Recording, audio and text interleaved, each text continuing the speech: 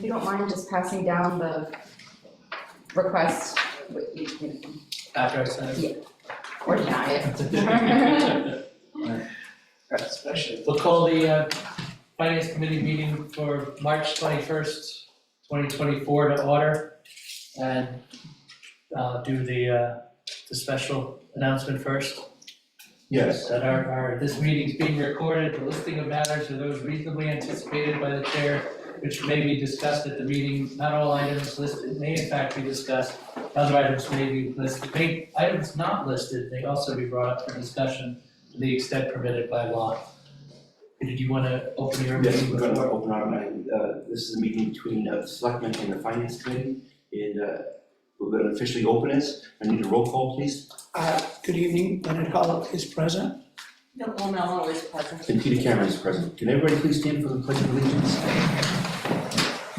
I pledge allegiance To the flag of the United States of America and to the republic for which it stands, one nation, under God, indivisible, with liberty and justice for all. Okay, you guys want to take care of your reserve fund, the town first?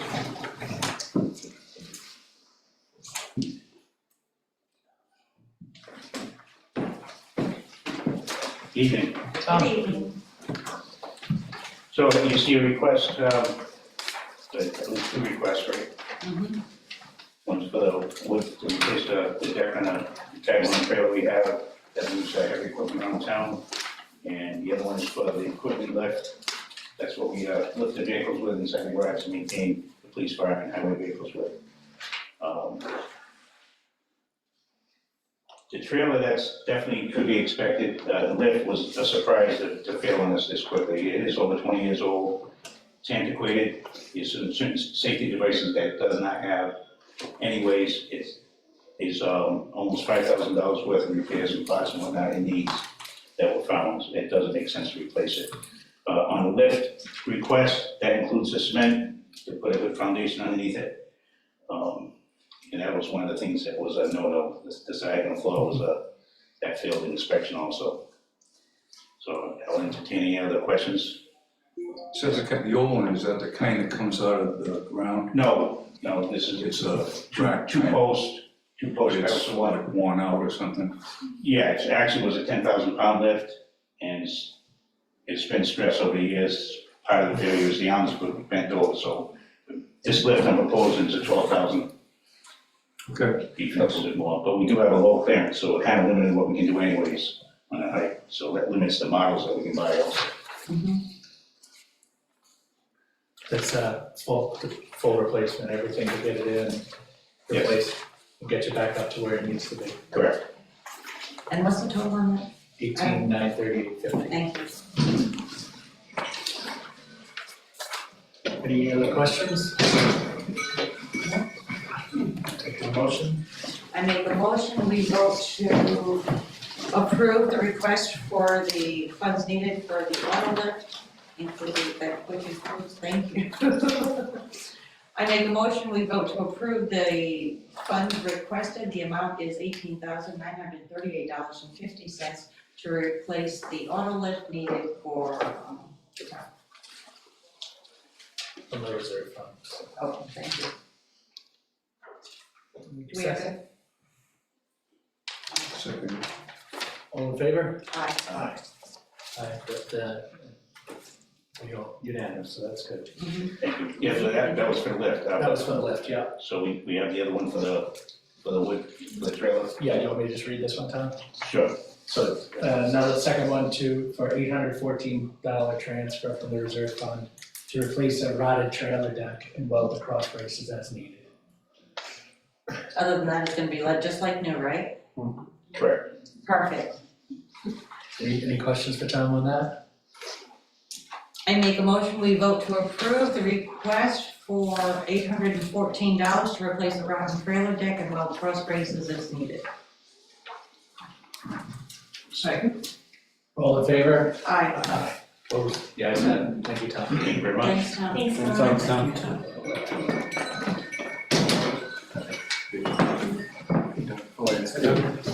Where am I at? Any way you like. You're gonna start with that one? Yes, just like in terms of an overview, like we really provided everyone with a very general overview when we met with school district last week. In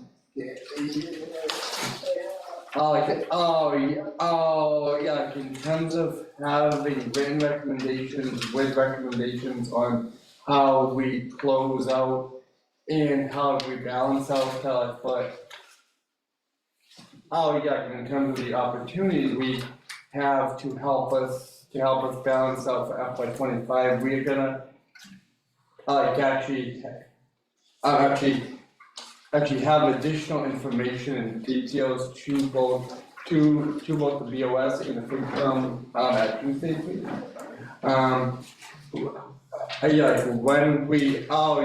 When we met last week, we talked roughly about having a deficit at that point. An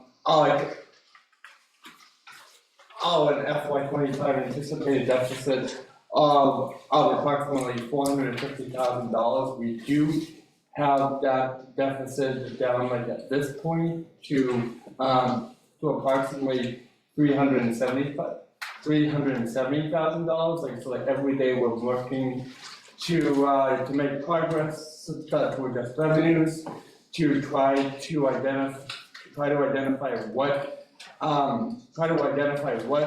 type of necessary expenses that we do have other funding sources like free cash to be able to use, so we take that pressure out from under our levy. So as I mentioned, we are down to $370,000 right now. We have like at least $370,000 more to go to balance out.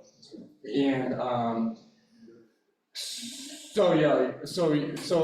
we will present ideas like in recommendations, like in where we've been in terms of where we've begun with revenues, what type of revenues we're actually projecting at this point for FY 25, and how that how those and other ideas will help us balance out as well. So this whole process, this whole budget, is a very fluid and evolving budget. It has been since we heard from the school district just over 3 weeks ago now, when really our whole world changed. And more to come, but like we really want to at this point to begin the department budget review process, so both the BOS and the FinCom begin to see the whole picture in terms of the zero-based budgeting. What expenses have been nationalized so far, and then where we go from there. So, does anyone have any questions in terms of where we are generally now, in terms of the process, and in terms of the overview, in terms of, essentially 3 weeks ago, we had like a $700,000 deficit. We have essentially almost cut that in half right now.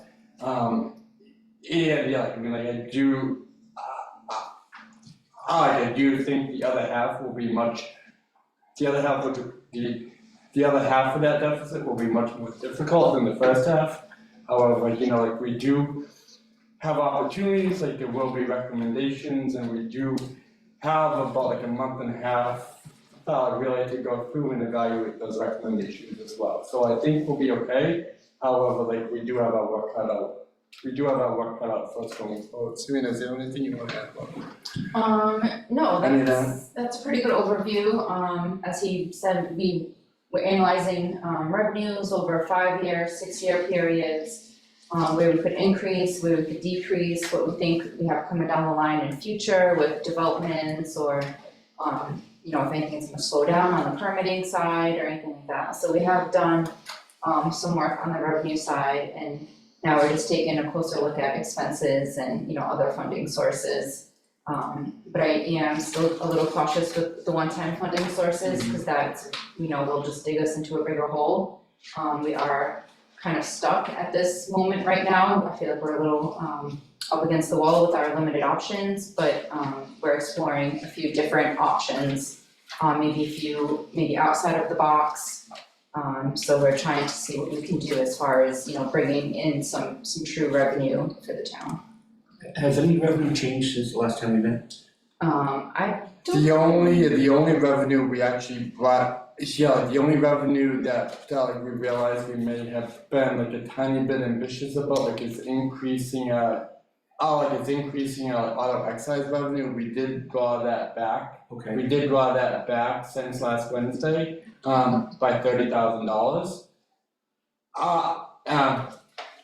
But even in drawing that back with the other adjustments that we've been able to make, we have been able to reduce the deficit from the 450 down to about 370 at this point. The revenue for excise tax, shouldn't that have been a fixed amount? We already know what went out, so why did we drop it by 30,000 if we're just assuming they're not gonna pay? So I was trying to base it closer on what was committed for the motor vehicle for this year. Yep. So, what we committed is what we're expecting to bring in. Right. I did discuss with other towns, and they usually do a percentage of that revenue because there are an expectation that not everybody is gonna pay. But at the same time, people are still paying on older motor vehicles, like the 23s and the 22 receivables that are out there. So we kind of did a little of a balancing between what was committed for 24 and then the trends that people have been back paying on the older ones as well. Right. I just wasn't comfortable at the amount that it was raised to, so we discussed and we brought it down a little bit. Okay. Just so I'm more comfortable that we're actually gonna meet that projection. Right. So, did you have a question? I did have one question. So we have the school budget in front of us and funding for school budgets governor proposed rates are lower, the percentages. What are we hearing on the funding from the state on towns? Is there gonna be a significant change in the funding they're giving to the towns? So we've only seen the governor's budget come out right now on Right. our cherry sheet. I haven't really heard too much about what, the other departments of the government are really gonna. Okay, so on the cherry sheet, the figures look like they're in line with what we've gotten previously. Yes, in the governor's budget, in the governor's House 2 budget, there's actually a projected increase in local aid, just like the unrestricted local aid, which in FY24 is FY24 $920,000 revenue. There's in the governor's House 2 budget, there's a proposed 3% increase of that. So that actually brings that revenue up to $954,000. Whether that 3% stays through the rest of the legislative budget process, is a question that hasn't been answered yet. All right, thank you. Next. How much is I read in the DR proposal, getting over high school, that there was funding that was given to the school during COVID, The ESSER funds? yes, Okay, and they're going away? yes. Alright, and how much was that? I don't know if I know exactly how much the school was And using. the reason I'm asking is that if we were to go back to pre-COVID and we knew what that budget was, and we were doing the zero budgeting process, and we just had our adjusted for inflation, regular increases. Without that, what's called SR funding? ESSER. ESSER. ESS. So if that funding was never there, and now that we're not getting it from the federal government, and we're gonna have to provide it plus revenue increases, what did they buy with that we can't live without, being that it was temporary?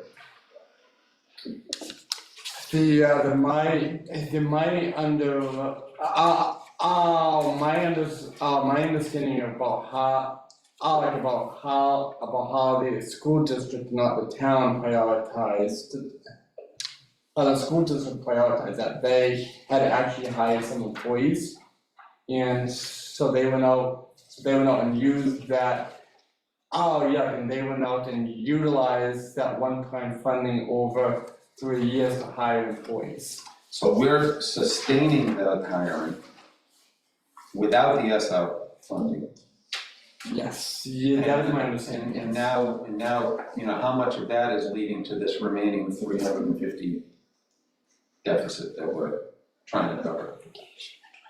And where would we be had we never gotten the SR and we never hired those people, but we're just increasing the budget?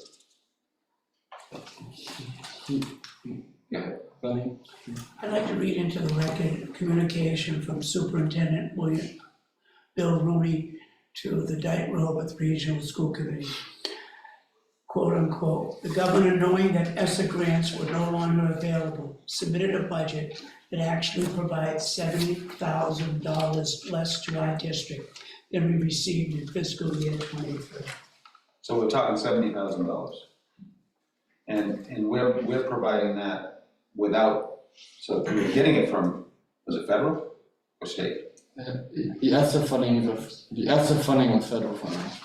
And that's going away, and now we have to come up with that. Yeah, also, we need to make up the revenue difference in chapter 70 that the school district's not receiving from the state. And how much was that? Yeah, like if all things had been even,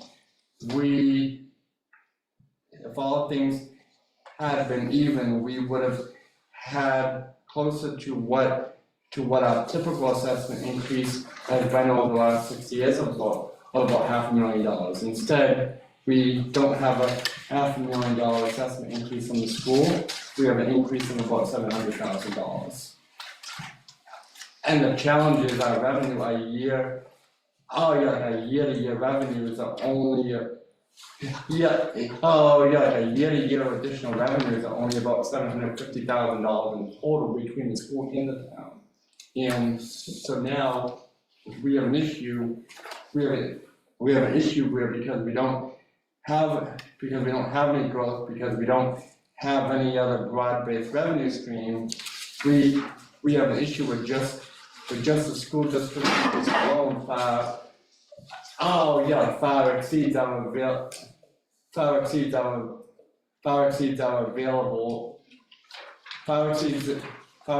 new available revenue. To the point of about $450,000. So, I guess as a concerned citizen that's sitting on this committee, I'm wondering why we're not looking at where we would have been. I mean, that money was like sugar, and it created a sugar high, and we spent that money, and to be responsible, maybe we have to think about doing something that's hard, which is to curtail some of the stuff we bought with that money, and To be clear, the town didn't buy that, the Right. school What district day bought is, that. I don't have the schedule in front of me or here, what day is the school on our schedule? We invited Dee out early, like, so they had like an opportunity to really kick off this whole budget process with us. And so like any questions that folks had then, we were hoping to begin have answered then, but I don't have any problem inviting them back once we're through everything else as well, because this is a big chunk. Yeah. This is a big chunk of why we're having the challenges planning on the town side that we have.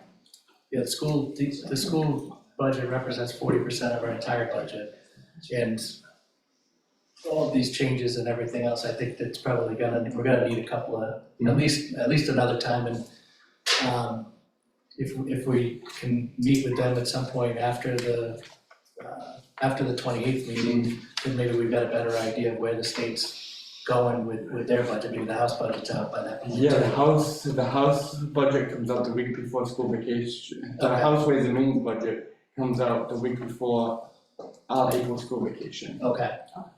So would it be better, I know, and not to jump into scheduling later on, but, and week of school vacation, I'm not around, but would it be better for the Board of Selectmen and the Finance Committee to meet with the school after vacation at that point, give them a chance to go through the House budget? The only challenge is, I mean, like, and I wanna be very realistic and practical about this, like, based on everything I'm reading about the state budget picture, I don't have a lot of hopes that when the House Ways and Means budget that comes out, it will be hugely different from where we are right now, to be honest with you. I'm hoping it does, but I just wanna, I really wanna prepare for it really being level right now. So we're planning, so we're planning on having the bottom line that we are actually planning on now. Then in the future, if anything improves, we can adjust up. I do think we have to be planning on the planning now based on the information that we have as basically a basically a worst case scenario, because I don't have a lot of practical hope that a lot of things are gonna change, unfortunately. Another thing we don't want to happen is their increases go to the schools and they take it off the backs of their increase to the towns. Right. Not their funding to the town. Although they can take our 30 if they give us 300 over a Well, deal. that would be nice. So I have a question about this, the overview thing. The total budget for the school, both Rehoboth and Dayton, the whole school district, right? Is something like $55 million or in that vicinity, is that true? 52. Yeah, I wanna say 51, so 52 sounds closer, about 52 million. Okay, so, and that's subsidized down to something like 30-something million by the state or the federal government or both, is that true? But state. So, To chapter 70 revenue, which is not actually keeping up with it. so you must have some history on how much the government has subsidized our school system, right? Mhm. Maybe you were talking about this before. In other words, do they add in sort of like an inflation factor every year? Yeah, they do, but the inflation factor doesn't even come close to keeping up at all. And that was my question, was if we just had an inflation factor from, say, 2020 before COVID till now, we wouldn't be facing these huge deficits of money that's now being taken away, that we've been committed to spend, that we probably never would have spent anyway, because we would have sat here during those years and not had that money to play with. Yes, I agree with you, however, though, I also know, our district, every other, school district, they also have other increases in basically non-discretionary items. The cost of special education, just as an example, in the cost of out-of-district special education and transportation has been increasing exponentially, driving a lot of those costs up as well. So I wanna be clear, the school and the school district, it does have a host of budget drivers. Actually impacting where we are now. ESSA is one of them, however, ESSA is only one of them, we have another one that is special education, and that's out-of-district special education and transportation, and then we have the state chapter 70 funding formula issue as well. And this district itself does actually have a multitude of factors kind of happening and culminating at the same time as well, which doesn't make their situation easier. So it doesn't make our situation easier, but the thing with our situation is we have a very defined ability to pay. And that defined ability to pay is at this point basically having an additional $750,000 in revenue per year. And just the increase, based on those factors alone, based on the proposed assessment increase of $1.2 million, it crowds everything else out for the town. How being part of a regional district, we don't have the flexibility. We don't have the flexibility in terms of if we had a school district under the town umbrella and under the town umbrella alone, we could have greater flexibility, like that actually sounds awful, but greater flexibility to deal with this challenge. Correct. The fact that we do have a separate governmental entity, basically just proposing to pass through an assessment to the town of Dayton is basically what we have, and that creates an extremely hard challenge when we have huge limitations on our ability to pay from the beginning. And if that money didn't appear and they couldn't have gone ahead and done some of those things that, whether they're important or not, we would have still gotten by with whatever budget we could have afforded. And we're not able to get back there, and now it feels like a bigger drain on the town because that money's not gonna be provided through Chapter 70 or ESSER. Extremely fair point, yeah. Well, Could I go say ahead. one thing? Okay, so with the schools, they have, the responsibilities to the unions and everything else. So the problem is, with a regional school district, we have to provide transportation. And the state had said they would reimburse us at about 70 to 80%. Well, that doesn't happen. Just because they say at one time it will, depending on the receipts to the state and the money, the budget they're working with also, they have the ability to say, we're not gonna refund you your travel expenses up to that percent, it'll be less. And again, with our Chapter 70, it does cost a lot more than what they pay, what they're giving us per pupil to educate these students. And again, with the union responsibilities that we have, and a lot of the costs are out of our hands. But yet, with state mandates for supplying special education and transportation, all those costs are out, we are mandated to pay. And even though the mandate's coming down from the state, they don't always supply the funding to do these. So a lot of things are out of our When they did provide the funding, we went ahead and hired other people to do other things. And now that they're not providing the funding, we still have So those people. it's not we, it's DR. DR still has those people. Right. But DR is proposing us a budget, and we have a chance to, And so Have that's some why impact. we'll schedule another time to Right, meet with that them. dialogue We'll should be get back to seen. that impact on us, we have to address it and say, look, we're tight too. Right? Like, On that issue, 2 points. One from the same manual. It's really the crux of the problem that the school department faces. Out-of-district tuition and specialized transportation is skyrocketing, with an 18% increase coming 25, with only a 2% proposed increase in funding in those areas in the governor's budget. To answer your question about less money and adding more people, over the past year, knowing what you just explained, they added 2 new positions in central office for over $200,000. The union president spoke out about that at the last school committee meeting, but they added 2 new positions in central office for over $200,000 in total.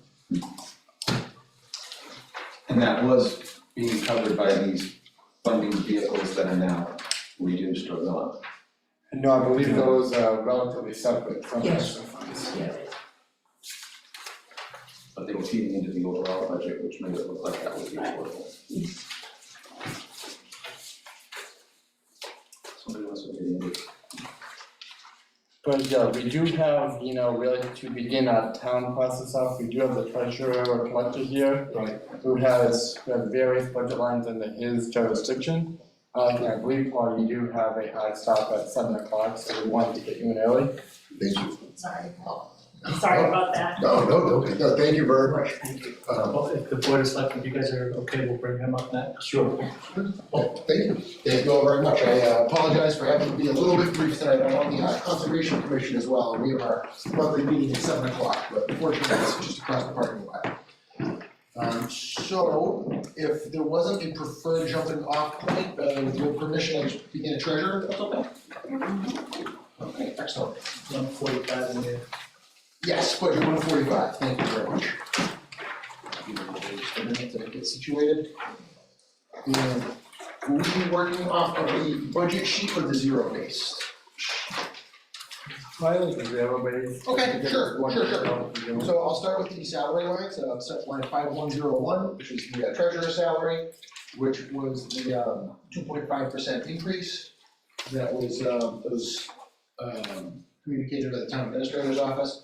So that figure $39,729 represents the 2.5% increase. And then, Serena, please correct me if I'm wrong, this, I believe, might be looking at my old sheet that had the stipend still in the salary line. 500. Yep, I believe that was moved to the other line, is that correct? I'm gonna create a new line for. Yep, perfect, okay, so then. I'll skip that one for now, but I guess just to touch on that one. That was just for mandatory travel, things like the bank, and also the, I guess you can call it the mailroom manager for the town hall, I pick up the mail and sort the mail. So those are just the mandatory travel expenses, just so everybody is aware. On Monday holidays, the bank, when the banks are closed, our payroll company cannot guarantee that our payroll for those who get paper checks will be available by Wednesdays through FedEx courier. I go to pick those up, I do not submit travel reimbursement for that, that's just something that I don't want to take any chances on employees getting paid on time. So that's not included, there's set aside for those, but that is something that we choose to do. The assistant treasurer's salary is just a 2.5% increase, 5.05. Likewise for line 5116, which is the senior clerk salary at $14,407.20, which is a 2.5% increase. Now to go down to the stipends, I just touched on one of them. The other ones include for my staff who have a $50 bilingual stipend, $275 CPR stipends. Those are not mine, but those are for our staff, which, please correct me if I'm wrong, I believe it does have CBA. Contractual. Contractual obligations. For our repair line, 5240, we put $400, and because we're responsible for a variety of things, including printers, scanner. My office also maintains the town's Pitney Bowes machine, that's for use by everyone in the town, all the departments, but my department maintains the machine, we pay the leases, and we do the maintenance and upkeep of the machine.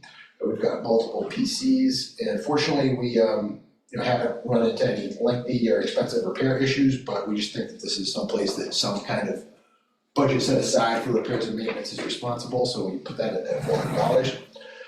For professional and technical, we're requesting $16,800, which is being broken down to approximately $8,000 for our payroll. I am the FSA, the Flexible Spending Account Administrator for the town, and we get charged approximately $1,000 per year for that. Bank costs, including checks, deposit tickets, deposit bags, things like that. We frequently open bank accounts that require us to, sometimes we need to get things like deposit stamps, things like that. So we set aside approximately $1,000 a year for those related supplies. In fiscal '25, we are going to be having our GASB actuarial evaluation, which the actuaries will come in and they will evaluate our OPEB. And this one I increased this slightly, it was approximately, I believe, $3,090, $3,100, something like that, in the past, so this one we did increase a little bit. Like I alluded to earlier, I also maintain the post office boxes at the South Dayton Post Office, the town clerk handles the North Dayton office, but the town's two boxes, bless you, at the South Dayton Post Office, it's $200. We are required, in order to maintain our bond rating, file our continuing disclosure, we use UFASI as our financial advisor. The cost per year for a financial advisor is $2,000. I did put in some known unknown because things do come up. As an example, in last March, we had our land auction. However, previous to that, there was some site engineering that needed to be done, which we were able to pay for out of the professional and technical line. So we did put in some known unknown, and, anticipated $1,200. And then also, I maintain, or rather pay for, the transfer station credit card processing. So now the transfer station is operational with UniPay, and we pay that for the year. We've been able to offset that with consumer fees. The town is not paying merchant credit card processing fees because we charge those directly to the consumer. To me, it makes more sense that the person's using the service should be responsible for paying for it. But because it's relatively low volume still, it's not high dollars, so there is still an associated cost, but the user fees have offset the large majority of it, so that's down to $150 per year. The certification of legal fees is this one I did request an increase for over the last year. So this money ultimately does come back to the town at the end of the day. So this is used to pay for the recording of tax title land. Whenever we do record a tax title lien, we're required to pay $106 to record that lien. That $106 is added to the balance of the tax title account. So when residents do pay off those balances, we do get that money back, but it's something that we're required to expense up front.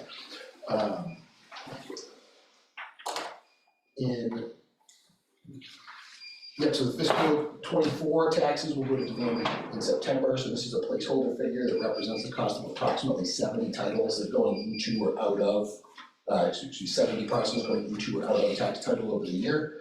And as you know, we have to make it a priority to collect delinquent taxes. It's unpleasant, but it's necessary. So we want to make sure that we use use the law to use it allows us to the degree that we need to. The postage meter. The Pitney Bowes machine operates on a line of credit. So this account advances funds into the machine. It operates on a line, so we advance the funds in, and then the departments are able to use it. And then we ultimately will run a report to see who actually used what, and then swap these figures out so that the towns that are, the departments that are actually incurring the expenses will be the ones to pay for it. For office supplies, we requested $1,400. The office assistant's chair is badly in need of replacement. My assistant treasurer collector is going to be here for 9 years this year, and I think that chair was old when she started. So I did put in for that, and then also in fiscal '24, we have utilized all of our toner, so we'll be reordering some toner. Toner gets pricey, I like to make sure that we got plenty of that, and those can run a couple of dollars per bill as well. For travel, this reflects the IRS mileage reimbursement rate, but also this is used, for the most part, what this is used for is, I'm pursuing the 3-year treasurer certification. I'm a member of the Mass Collector Treasurer Association. This August, I'll go into my 3rd and final year of treasurer school, where I will be pursuing the Mass Municipal Certified Treasurer designation. I'm not eligible to sit for the exam this year because it requires 3 consecutive years in office, so if I'm fortunate enough to be with you again next year, then I will be planning to pursue it in fiscal '25. But this will allow me to go attend the school and book a hotel. Basically, it's a 3-day intensive 8-hour class for 3 nights, and it's been an invaluable resource. And then dues and subscriptions, those are just we're members of the Mass Collector Treasurer Association and the Bristol County Collector Treasurer Association. So those just represent our dues for our industry associations. Did you want to pause here for anything, or would you like me to jump into collector? Question regarding, does the stipend need to come out of the 5101 line? Or a portion of the stipend? So just to make it easier when calculating the salary, I'm Yeah. trying to keep the stipends in a completely separate line. Yeah. So then, that 5101 is strictly, base salary. The 39,729, that's after pulling it out. Yes. Okay. Well, another question Yeah, please. regarding the treasurer. I know, many employers now require direct deposit. If we require direct deposit, does that I would something? love that.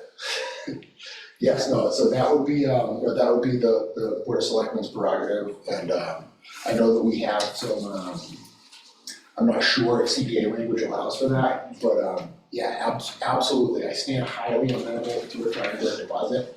And so if that's an initiative that the Board of Selectmen would like to move forward with, yeah, you'd have my complete support. Do you have any idea between just the FedEx savings? Right, yeah, no, absolutely, you would cut down on postage, mail, reimbursements, no, it would definitely be great.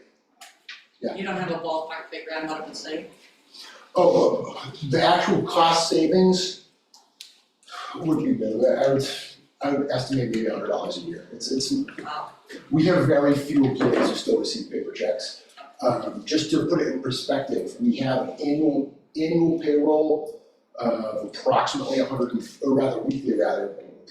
$145,000, roughly give or take, of which fewer than $3,000 worth actually goes to paper checks. The overwhelming majority is still direct deposit, but we do still have a few people that do, and I have definitely I'm strongly in favor of moving to all direct deposit, because it does feel silly a bit to be driving to Whitman to be picking up what ends up being 3 or 4 paychecks, but the alternative is that if you get them, the employees late and they don't receive them, then they could be entitled to, damages or some other recourse, not to mention just a bad experience, right?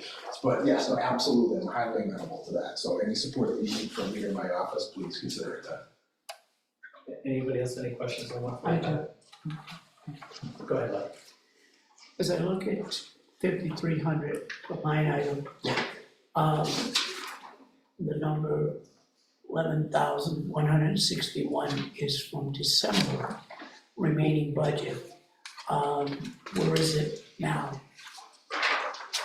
That Remaining budget. I would have to get that to you. Well, I'm just curious, you're requesting an $800 increase, and there's still a significant amount of money in there. Is that money already been earmarked to balance to zero at the end of the year to justify an increase of $800? That's my only question. That, I'm sorry, I didn't bring my, I don't have it either. I I only have it through December. didn't bring that, but I can circle back with you on that. And also, out of fairness, next year you'll be sitting for the exam. No, the following. Oh, the following year, okay, all right, thank you. Oh, no, I'm sorry, I apologize, yes, the next. Fiscal year 25, Yes. correct? Is there? Well, it actually be fiscal 26 Oh, because the oh. exam will be in August. Oh, okay, Yes. all right, no, thank you. Thank you. And I have one question. Please. So on 5301, certification of legal fees, and 5326, the postage meter, you said we basically get those funds back, or they're paid by the departments or whatever. Yeah, the postage meter are paid by the departments, and the certification of legal fees, if the resident ends up paying off the tax title balance, that we get back entirely. Okay, and obviously it doesn't come back to this account. Right, no, that would be credited to the tax title balance itself, because those fees, once it gets certified to tax title balance, the interest, fees, and principal taxes that are outstanding at that time become like the new principal. So even though you can't charge interest on interest, in tax title, you kind of do, because at the time that it was outstanding real estate taxes and not a tax title balance, those balances all get lumped together into what becomes the tax title balance, and then that accrues interest on that. So to an extent, you kind of do accrue interest on interest, but I'm sorry, I just kind of veered off in the left field. That's fine. That wasn't the Thank you. question, sorry. Thank you. And to go into collector mail.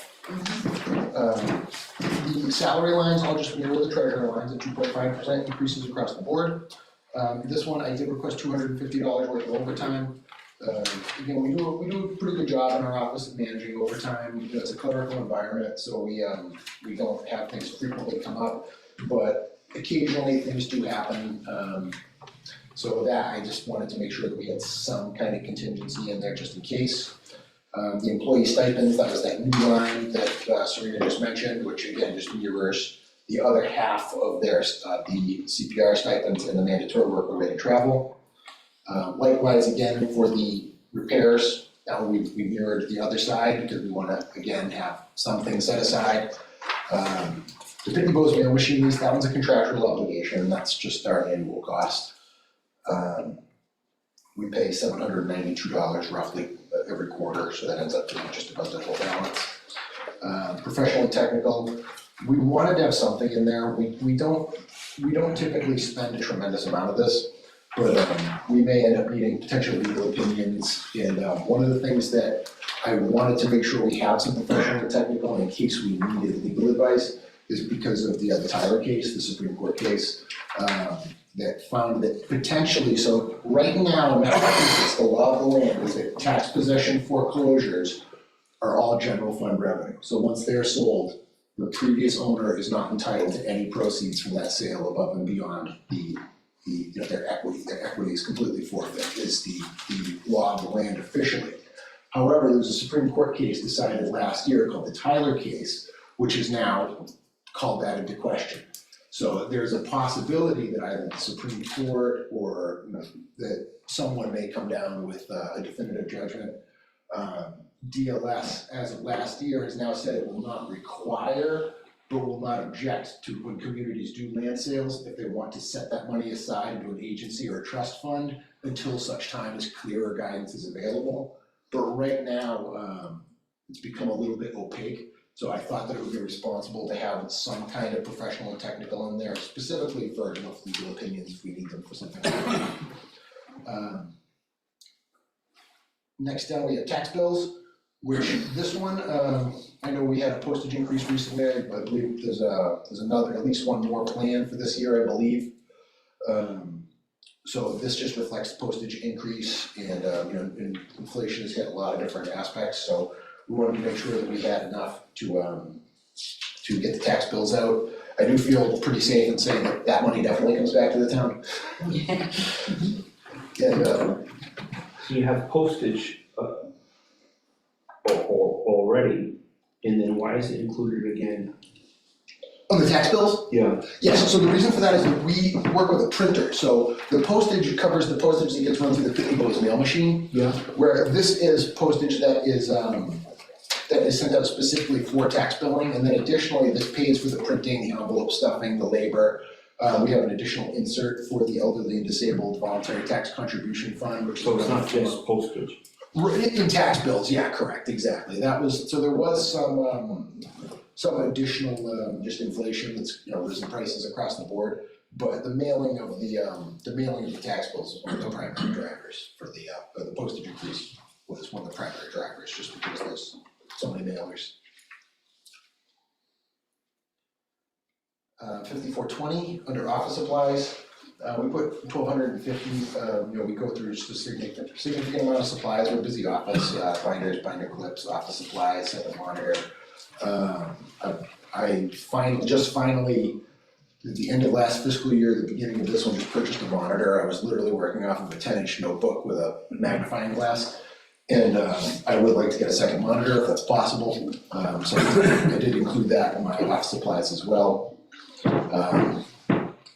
We put 400 in for travel, because again, that's just the annual trip to Amherst. There's parking expenses, there's a parking garage there, and that's basically just designed to offset those expenses.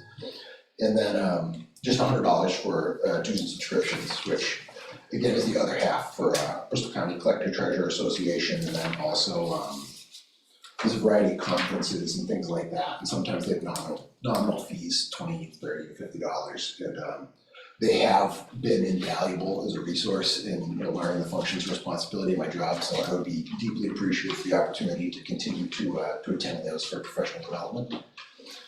And were there any questions on this, or would you like me to jump into tax title? Well, For tax title, we have requested an increase. So I've requested 25,000. The reason for this is that we put 32 properties into tax title, 32 or 33 at the top of my head, that were in demand at the end of our fiscal 22. We've sent our fiscal 23s to demand, and we're gonna be performing another set of takings in the spring. So the budget on this has historically limited the progression of our land court cases. Obviously, foreclosure is a last resort. We work with people, we try to negotiate payoffs, we try to negotiate payment plans. We don't ever want to end up in foreclosure, but the sad reality is that we do. And we want to ideally to either get these properties back in the tax rolls as quickly as we can, or if they are going to be become the property of the town, then we want to make sure that we are efficient about doing that so that they can be used for some sort of productive purpose. So we've requested 25,000 for that. Because again, that is historically kind of stymied the foreclosure pipeline for the town, is that they just simply run out of money. And I would like to be in a position where we can drive the things that we have to drive in order to get them across the finish line and ideally get them back to the tax rolls. Is there any questions about the tax title? Pays things like land court expenses. A lot of these are land that the owner is deceased and is left to someone who is deceased who inherited it and is now deceased. And a lot of it is playing, request the death certificate and then title searches. The title searches become pretty pricey because it's just this serpentine web of who owned what at what point. Stay on the road. So now to OPEB. OPEB, we've requested $35,000. OPEB, I believe you're all familiar with it, but I'll just touch on it just in case. That's our other post-employment benefits. Essentially, it's money set aside in trust in order for us to have the ability to fund the employer portion of healthcare costs for our retirees. This is, I believe, the saying I'm fond of, the best time to plant a tree was 20 years ago, and the second best time is right now. This is something that I feel very strongly about. I believe that it's responsible for us to stay aside money for our retirees' healthcare. But additionally, it's also necessary for us to maintain our bond rating. When Moody's does our opinion for our bond rating, one of the things that they did mention as being a credit to the town was that we have we've an established history of putting $125,000 in. That's the amount that they'd like to see. Where we're operating with budget constraints and levy limit. I didn't feel it was prudent to request $125,000 in the operating budget. I just think that that's too much. But I wanted to make sure that we are we're starting off in the right direction. And in sake of full disclosure, I have every intention of requesting $90,000 at special town meeting if free cash allows for it. Again, it's important for maintaining our bond rating, but also we've got great employees, great retirees, and I think that everybody deserves retirement with dignity. And these people care about the town, and knowing that their health care is not going to be a burden to the town because we properly budgeted for it is something I feel like we mutually owe each other. Were there any questions on that line? Actually, just a quick question in regards to that, using free cash. Have we discussed that with Serena?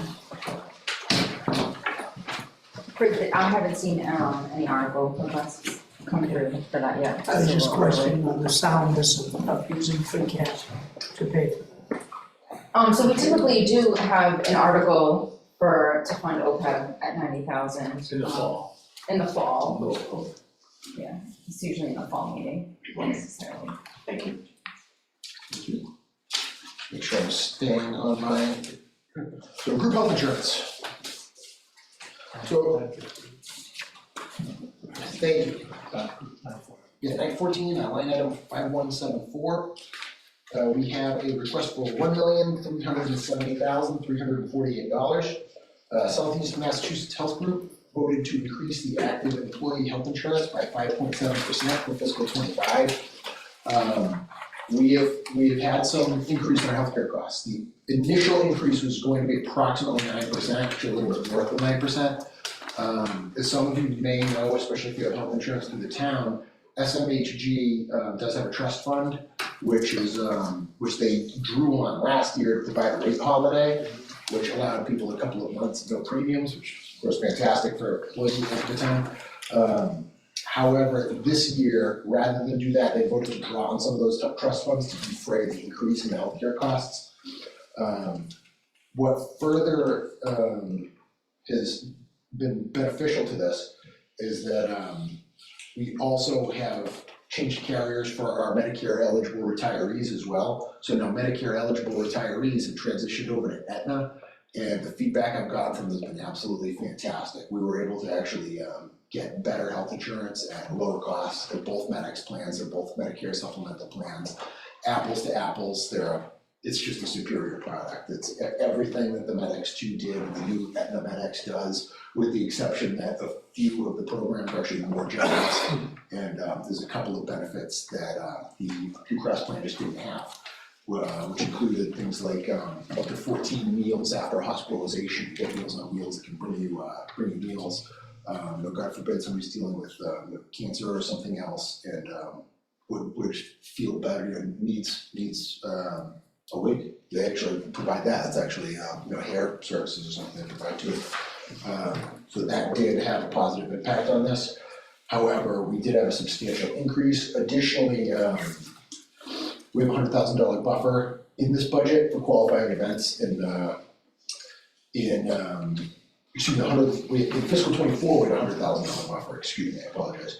The open enrollment, that's to absorb things like open enrollment or changes due to qualifying events. Under the Affordable Care Act, there are things like there are things that are called qualifying events, birth of a child, marriage, divorce, things that allow someone to jump in or out of health insurance during an off time when it's not the open enrollment period. So we wanted to have some contingency in there to ensure that we have the ability to pay for that. Some of our benefit eligible employees do need to pick up insurance, because that is something the law would require us to pay for it. So I think that setting some money aside for it's responsible.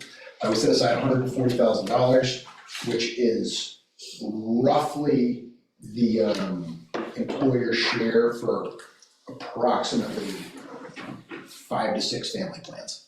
So that gives us some flexibility between someone who's a single plan gets married, becomes a family plan, or somebody who's currently uninsured or has coverage through a spouse's job and then comes on due to say change of work or something like that for their spouse. So that does give us approximately 5 to 6 family plans worth of qualifying events. Yeah, and just to be clear on that, you've already heard from 2 employees. Yeah, so we already have 2 who are going to be, so I'd be happy to increase this if you'd like.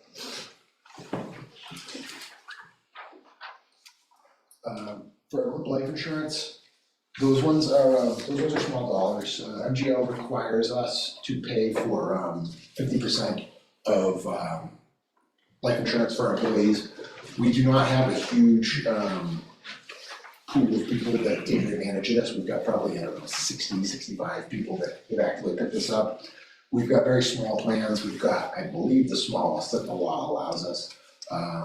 $4,000 life, $4,000 accidental death and dismemberment. Employees are eligible to keep these at retirement. However, it drops down to half. It goes down to $2,000 and $2,000. So the amounts are relatively small, and the total cost for the employer share is, I budgeted for $2,000. That has been a place where a lot of insurers are leaving this industry because generally the folks who are picking up this insurance are doing so frequently because they can't get insurance elsewhere. The coverage relative to the premium is frankly not great.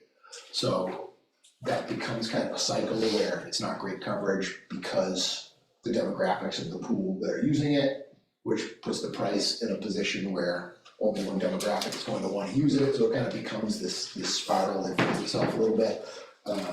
But the silver lining is that it's still relatively inexpensive on the whole, so we requested $2,000 for that.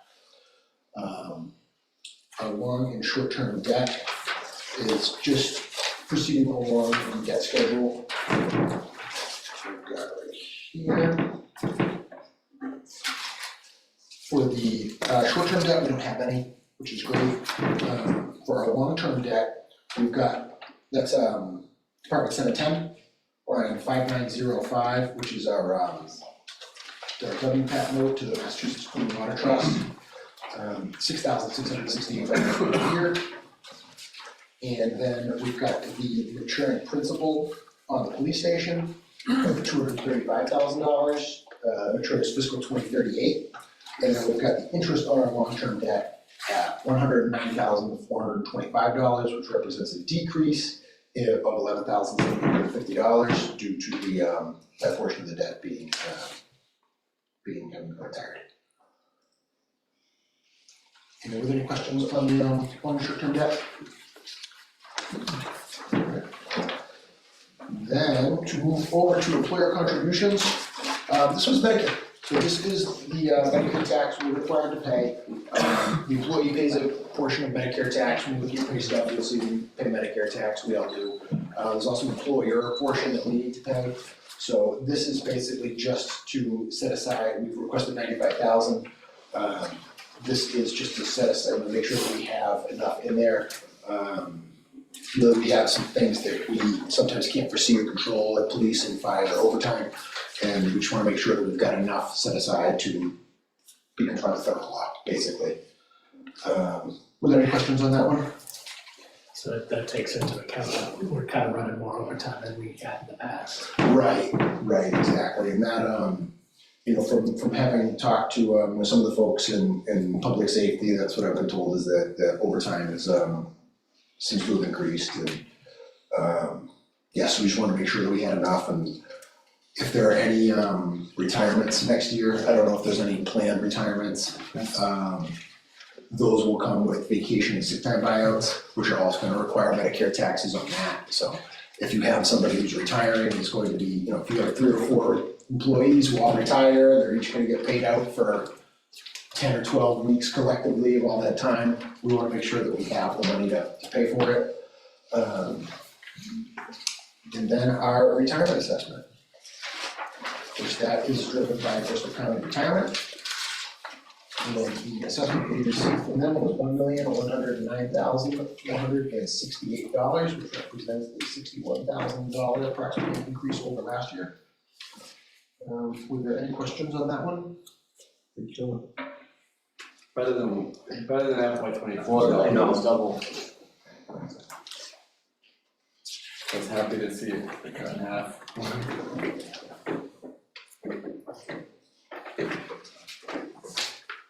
And if there were no other questions, that concludes my budget. Any questions on any of the budgets that Paul presented? No. Do any of them contain classes that your assistants are taking? No, we ended up taking that out, and after confirming with the town administrator, we decided that it might be more appropriate for them to pursue that through the tuition reimbursement program through the CBA. So yeah, that's been removed. All right, thank you. Thank you. All right, thank you all very much, great to see you all. All right, I'll still come home for We next, we do have Superintendent McGowan and Nadine Rose from BP on Zoom joining us. Good evening, everyone.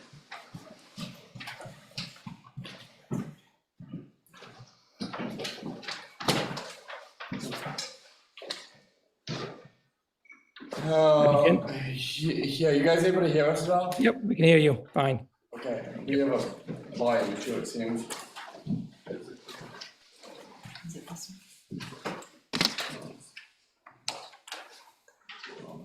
Just let me know when I can stop.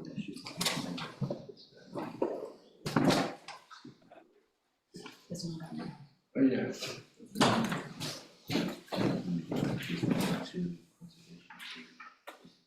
Sorry about that, yeah, we can hear you now, I think. Okay, great. Okay, Good evening. good evening. With me, I have Nadine Rose as well, our business manager, and happy to go over the budget with you. Just so as we begin, This is a minimum contribution budget as required by the state. With the, along with capital and transportation assessment, as well as the ban principal interest that I'm going to go over. And I'll stick to mostly to Dayton's assessments, but the overall FY 25 budget of Bristol Plymouth has an overall increase of 5.9%.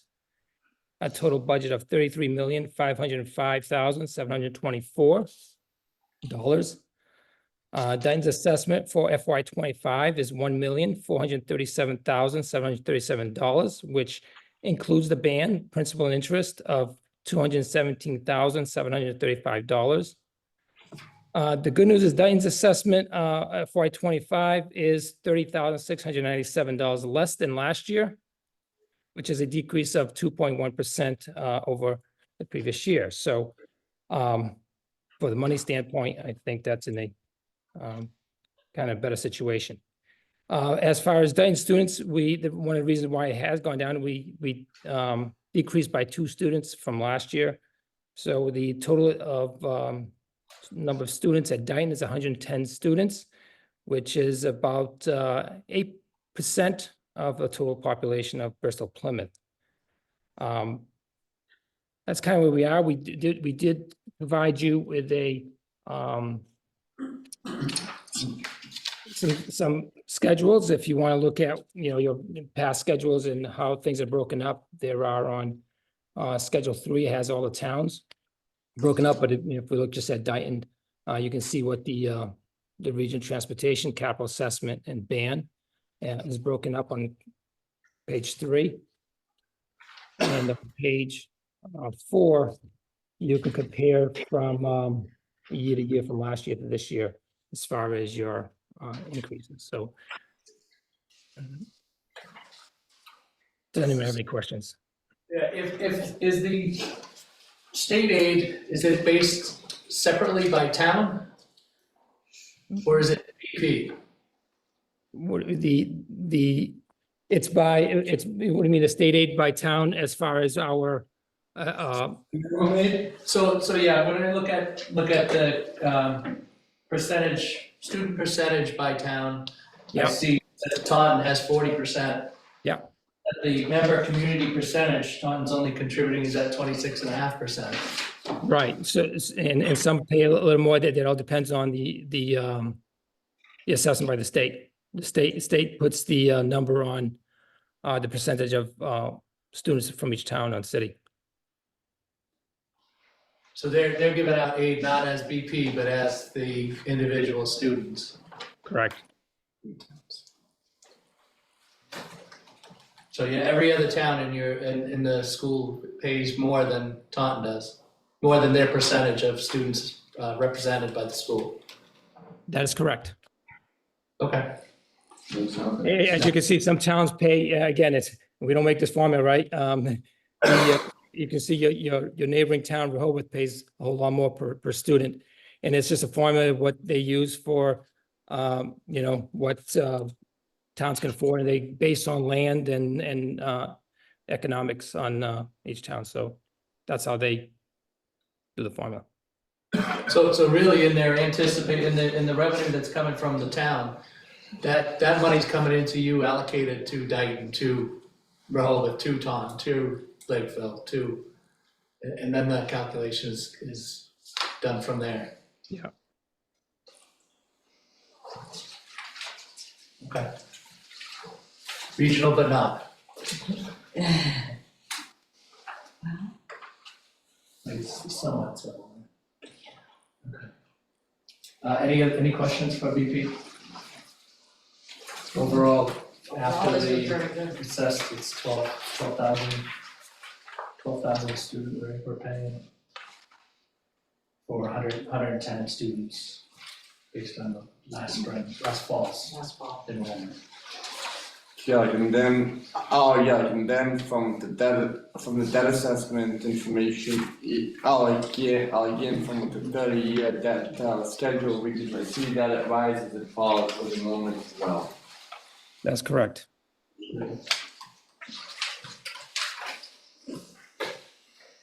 Which is a good chairperson. I missed that question. You know, like I was just like mentioning where the changes in enrollment based on how that impacts like our debt schedule for the project itself, like it. Oh, yeah, like our debt assessment rises and falls with enrollment as well.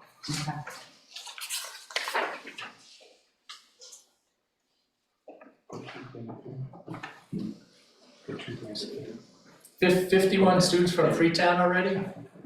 Yes, as of July 1st, there'll be 51 students.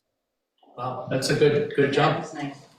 Well, it helped a lot of other towns as well. I mean, you know, it's a give and take, right? Save some towns, some, you know, population, but at the same time, it you know, it kind of squeezes some students out as well. So that's the give and take. But they're now going to be, you know, as we had talked about, you know, they're going to be responsible for some of the budget, school projects and so forth. So. Any questions for VP? Well, thank you, Dr. McGowan, and thank you, Nadine, as well. Yes, All right, thank you. Have a good night. You're welcome. Have a good night. Thank you, everyone. Thank you. Next, we do have the superintendent who came over the river and through the woods.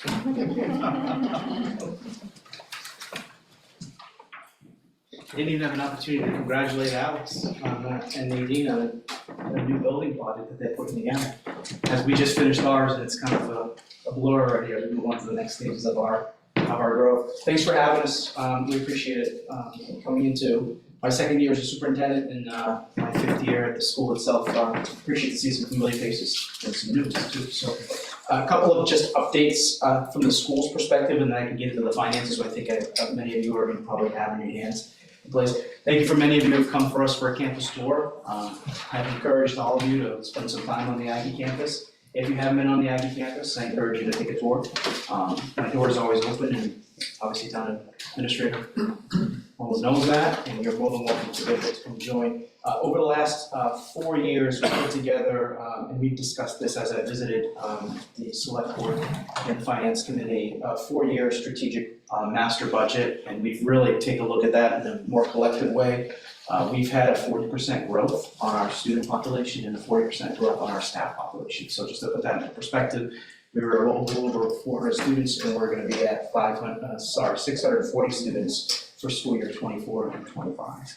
So as you can tell, we've obviously have significantly increased our square footage of our facilities, and part of that increase comes with expenses that are associated to not just staffing in our student body, but also the equipment and the maintenance and the utility expenses that have increased over our facilities. So we've developed a 4-year plan, and we're now in year 4.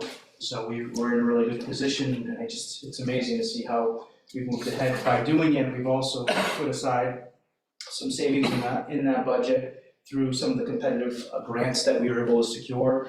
We spent the last 5 years working very heavily, understanding that we wanted to offset some of the expenses to the cities and towns. And we were able to secure just almost shy of $5 million in 5 years in some competitive grants for our equipment, for our services on the campus, and for some of our assistance for our programs, which offsets the debt assessment expenses because we didn't have to bond as much because part of the MSBA project that just concluded now would have put many of that FF&E project work onto the cities and towns. So we hope that alleviated a bit much, and we're trying to be a bit more financially responsible for that. Updates within the last couple of years, we've now moved ahead thanks to the town's stewardship and assistance on 2 solar array projects on the campus rooftops. We're connecting that through an interconnect agreement with Solar Select, or Select Solar, I should say, and we should see by about May or so this year to have a finance transfer over to the subsidiary company and start sealing some yield in June, July, and August, some of our heavier months. The goal is to have our dairy barn facility, which houses one of the arrays, to be net zero. So that's an important place for us to be, and hopefully offset some of the energy expenses that we have across. We were able to successfully reach LEED Gold certification in our science facility and in our Gilbert Hall, which is Gilbert Hall is a 1912 facility, completely renovated. By working very closely with the architects in the MSBA program, we're able to reach that certification, which is huge, because it's a reduction of water expenses. You've heard before about our program that we have. But again, we work with the town to look at our sewer program and metering system for waters now. We've heavily increased our population, but we're trying to reduce our expenses and the amount of, hopefully not being the third largest producer or user of water in the town. So hopefully, a little further down the list. You've seen our vet science facility open up, where it's going to be spending some collaborative work actually with the town and with the health agent, along with the animal control officer and Mr. Aguirre. So hopefully putting together a clinic that's going to work directly with the town itself for a rabies clinic. That was previously announced that we just met today about that. And I think we want to serve as a good steward and enabler. We have the facilities available here. We met with our local vets in Bristol County. We visited 50 plus of their facility offices and offered them to visit us, and along with some of the local shelters, to really not compete with the vets in our Bristol County facilities, but really help and understand what we can do to better serve their population of technicians that are, and veterinarians that our program can be able to start helping. So it's more of a collaborative approach with them. And so we hope to work more closely with the town to see if we can offer some of those resources here on the campus itself. We also just finished doing a training with the public safety department, both with the town, fire, and police on the NERO law. So we trained them on how to be able to appropriately work with animal handling and specifically working with dogs, the new law that just passed for NERO. And we successfully worked on a large entrapment animal, horse, and call it large animal, with your public safety department also too, and other local agencies, on how to be able to visit local farms if there's an issue or concern that they're responding to, if there's a place where someone may be hurt on your farms and into the town itself and the local region. We'd like to get that back, and we were able to successfully have that training too. So just a couple of highlights on some of the town work that we've been working with, specifically with this school itself. I know Town Administrator also shared with you our debt assessment and our tuition projections. We're happy to say that Dayton for next year has increased their pupils to 28. So remember, we're building in arrears. So that would be students that had attended October 1 numbers of the previous year. So in that upcoming school year, there'll be 28 students that will be built for the town of Dayton. And that's a successful growth over the last 4 years, where we had 12 in fiscal year 22, 16 in 23, 25 in 24, and 28 in 25. That's great. It's wonderful to see the town's numbers going back up again from where it was half of 4 years ago. We finished the MSBA audit, and we just were able to receive the results of that final reimbursement of our grant. We were able to now successfully put together a final bond package. I know we've had some short-term banding that we've had in place, and then we've also had a larger bond that we took out for it. So we've tried to really maintain the cost per pupil at about $59.79, $5,979 per student. So similar to other assessments that you're receiving, it's your charge is based upon the per pupil amount that we have. So this upcoming year, it's the projected amount is $167,430.48 that we have in place for the 28 students. And then in addition to that, we have our tuition assessments that we put moving forward. This is our 4th year, and we're working with our board of trustees to review and determine if there will be a final increase at all. We've shared that we've projected either a $200 or $400 projected increase on the per pupil, and that's lead us to about $4,000, $4,017 over the amount of 28 students. So it's $112,476, which would be that we're projecting as a possible increase. It hasn't been voted by the board of trustees. We presented that forward. We wish that we would be more aligned with your budgeting periods, but that's why we shared some projected numbers in place. And then just in general, some of the highlights within the budget itself, just so that people can be a bit more aware of it. We really took a strategic approach at looking at our expenses in general, other than the common transportation expense costs. We're obviously a county school, we cover 500 square miles. We do the best that we can with the 11 buses that we carry for the population that we have, which I think is pretty small, compared to the amount of mileage and that we cover per day. Our expenses in transportation are going to be going up. We're in the fourth, we're executing an optional fourth year of our contract, so we did a 3-year plus 2 plus contract, and that allowed us to not have to put it out to bid, which the market now is showing around 35 to 40% to school districts for transportation increases for the future.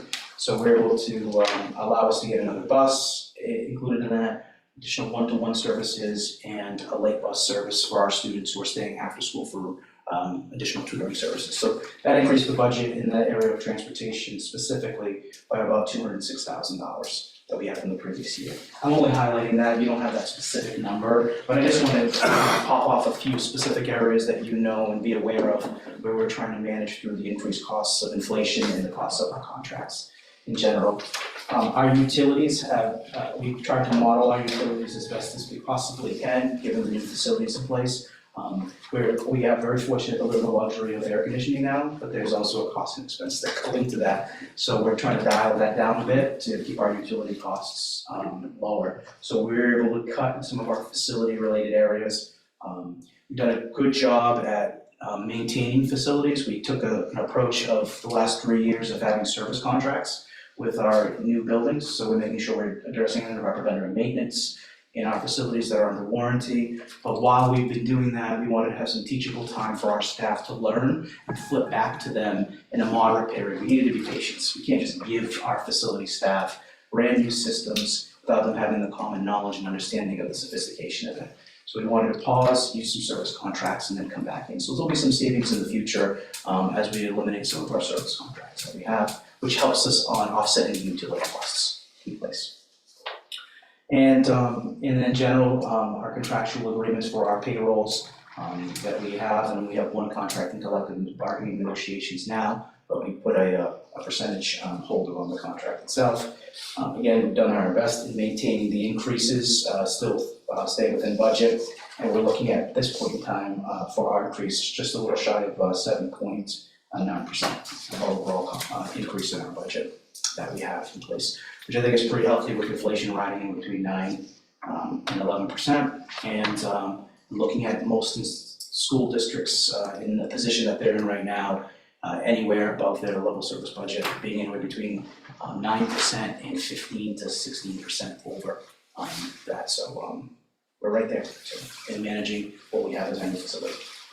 Thank you. And I wanted to So the 5979, does that already include the proposed increase of the 240? Yeah, so that's a good question. So the 5979 is the assessment for debt. In addition to that, the town is assessed a tuition assessment. So there's a debt assessment and a tuition assessment. The tuition assessment is what you're referring to. That 59. The tuition assessment is right now it's assessed at projected at $4,000. Yeah. So it's combining them together. Yeah. It's the total? Yep. Okay.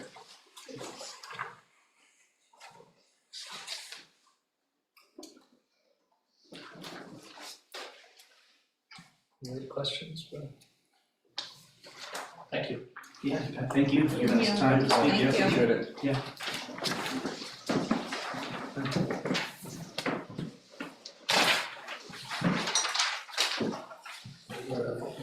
A little bit behind, but Board of Selectmen would be next. I'll speed it up. Yeah, I'm just gonna speed everything up. So just really quickly going through the DOS budget, it's basically generally like the level funded budget from FY24 budget. We do have variance and we do have variances and offsets there that I just wanna fully explain out. We have in terms of in terms of the salary for the chairman and the 2 members that has been level funded. We do for the executive, we do for both our executive assistant and administrative assistant, that they're both contracted employees. So we do have contracts with them. In terms of the executive assistant, The total salary, like is actually split between the BOS budget and town administrator's budget.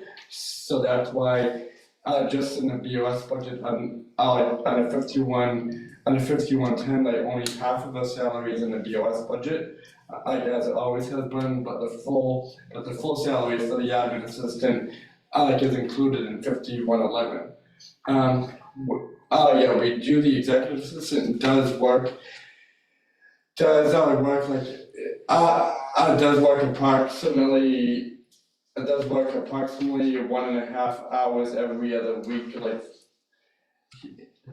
does work an extra like 1.5 hours every other week, like for meetings. In terms of our professional development, we basically have essentially a level pretty close to a level funded budget there. We do throughout the year, we do have to do filings with the Registry of Deeds. We have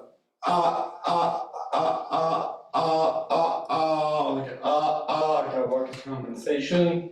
Our workers' compensation through MEGA, we have 2 required meetings we have to attend every year. So yeah, we have that. Our executive assistant is now also our HR coordinator, and part of part of the credentialing as an HR, part of the credentialing for like a human resources professional is getting SHRM credentialed, and so that has a cost we're projecting. Like in FY25 of $525. We do have and we do attend like MMA meetings, Mass Municipal Association meetings throughout the year. So we do all of those meetings. At $500, the Tristan, the $2,100 for Tristan is our drug testing. Because that drug testing program is a mandatory program for all the employees that we have in town who are CDL drivers.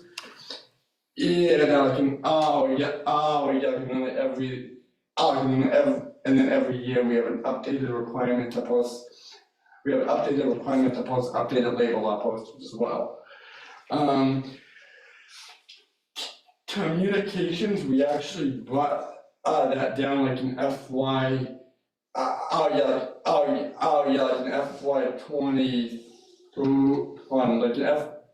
FY23 we brought. I'm sorry, in FY25 we're bringing that line down by about $3,200, like an including that, like offsetting the following line, moving that $3,200 into the communications commingle line. And then the communication. And then the communications commingle line for the last 5 years. For the last 5 years, that line's been underfunded. And actually at the October 2023, like special town, at the October 2023 special town meeting, we made the first attempt to get to get closer to a tried and true budget there. We actually added $6,000, if you remember. And on top of that, in closing out FY23, we also had to do a year-end transfer in that account to the tune of about $8,000. So basically where we were with halfway through the year trends, where we were and halfway through the year trends in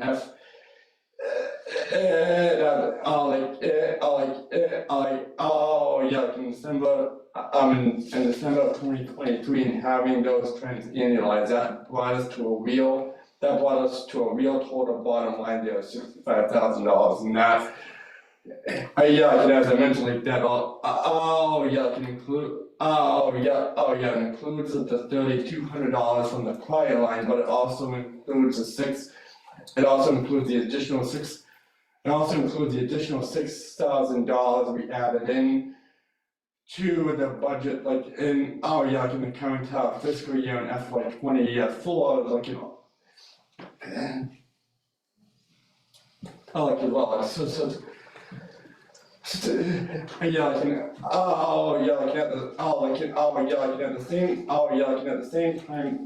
the same time, actually, like today, we began like a municipal fiber project, which will hope to consolidate a lot of our Comcast accounts.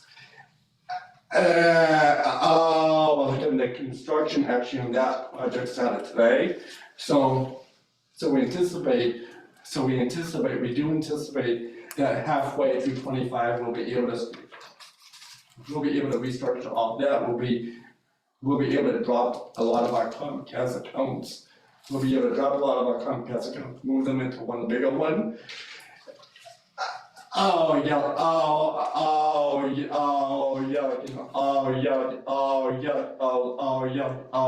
hopefully realize additional savings. The only challenge is we don't know what,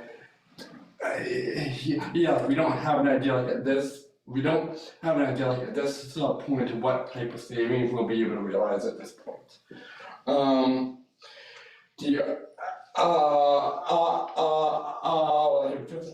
5420, we were able to decrease our office supply line from 2,800 to 1,500. If anyone has ever back counted the year, know that they recycle everything. So I do want to thank them publicly for that. We were able to level fund that travel line. However, as I mentioned earlier, like our HR coordinator has been going to a lot of trainings. She actually has trainings upcoming on investigations and things like that. So we have an ability also by training how to do employee investigations. We also have an ability in the future to help defray our legal budget as well, because we'll be able to do all that in-house. So that's all there. And then in 5730, we have a typical dues and subscriptions. We have a membership with the MMA. We have the HR coordinated. We have the HR coordinated membership with the Mass Municipal Human Resources Association.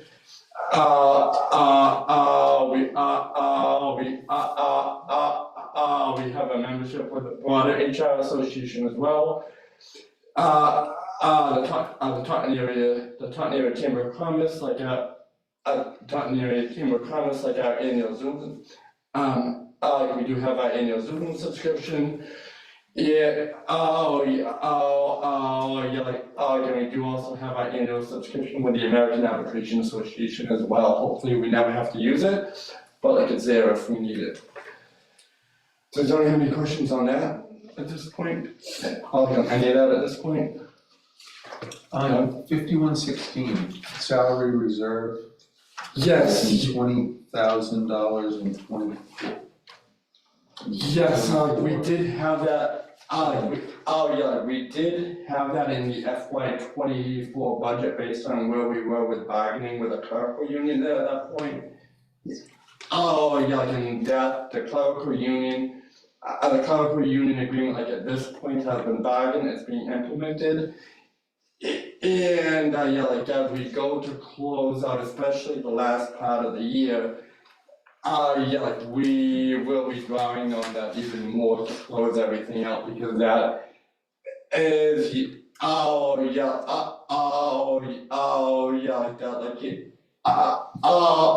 that is a reserve that we have to really fund the difference in the 23 to FY 24 costs and the clerical union bargaining agreement. So I don't Clerical need that in union agreement for the 25. union. I don't see it in 25, so we don't need it then in 25? We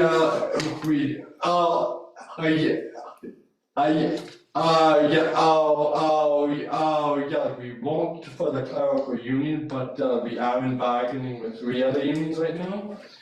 And so we're actively working on a placeholder for them, so we have, so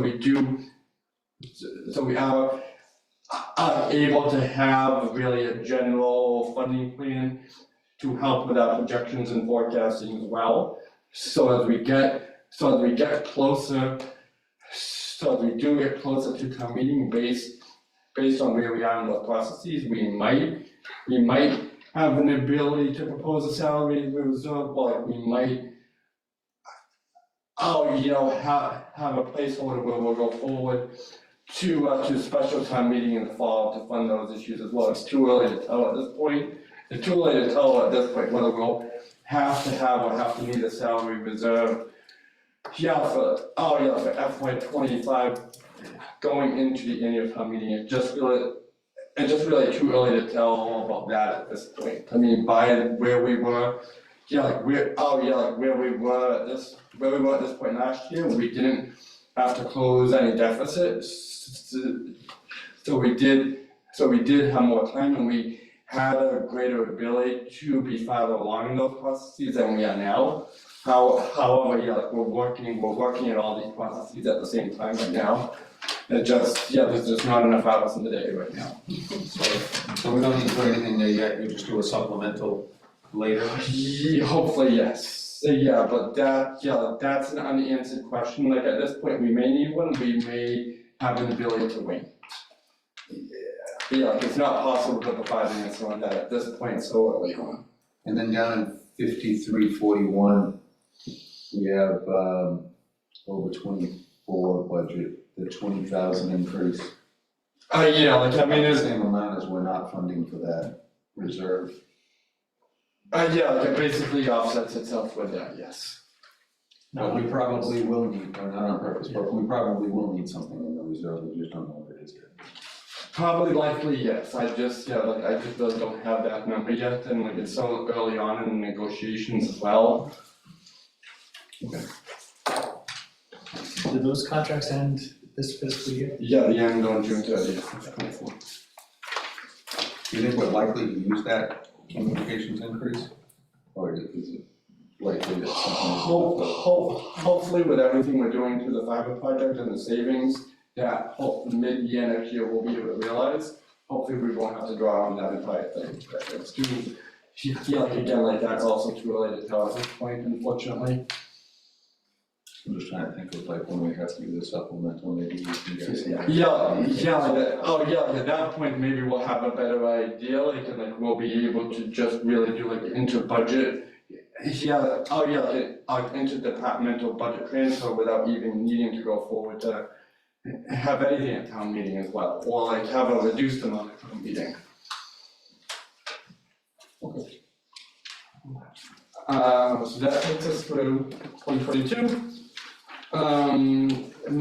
Moving into the town council budget, we are proposing to level fund the town council budget at $55,000 in FY 25. If you look, if you look at the budget amount expended halfway through the year at first glance, it will only show that we've only expended 31%, but our legal bill is always still a month behind.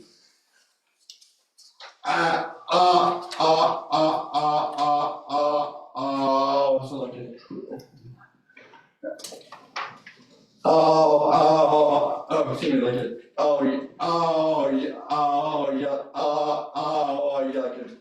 true halfway through the year analysis. A true halfway through the year analysis is actually showing that we're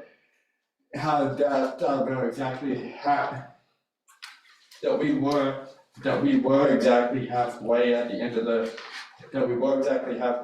the calendar year, and we're trending Oh, yeah, like, I mean, like essentially right on track to fully expend that line at the end of the fiscal year. Yeah, like we've had, as we have also had the last few years, we've had a few unanticipated issues that we can never predict, that we just have to manage, absorb. And yeah, like, I mean, like in this, yeah, like, I mean, having a town council budget the way we do, it also provides us with an ability to deal very responsibly with the situations that we need to deal with. Questions on that? Okay. Moving on to the town administrative budget. This is always a fun one. That's 124.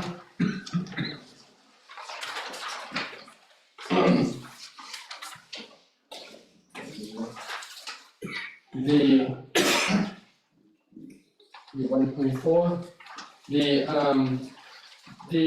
line item 5105 and 5110, all in 5110, those represent contracted lines and already agreed contracted salaries.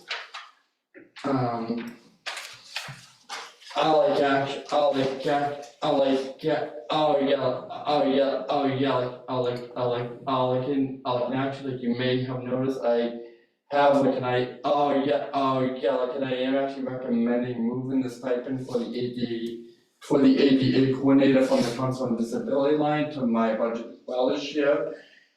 We really want to. We really want to make sure that we have adequate we really want to make sure we have adequate oversight over that function. In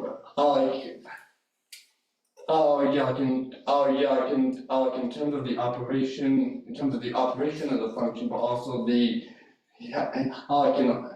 and also how along with the operation we manage the hours there as well. And so like in the end, the stipend there like represents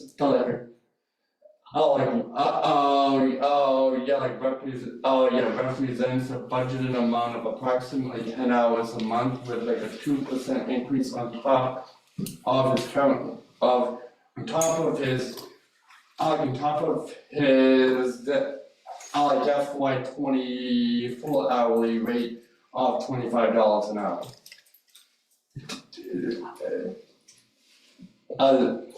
Does anyone have any questions on any of that at all yet? Okay, hearing none.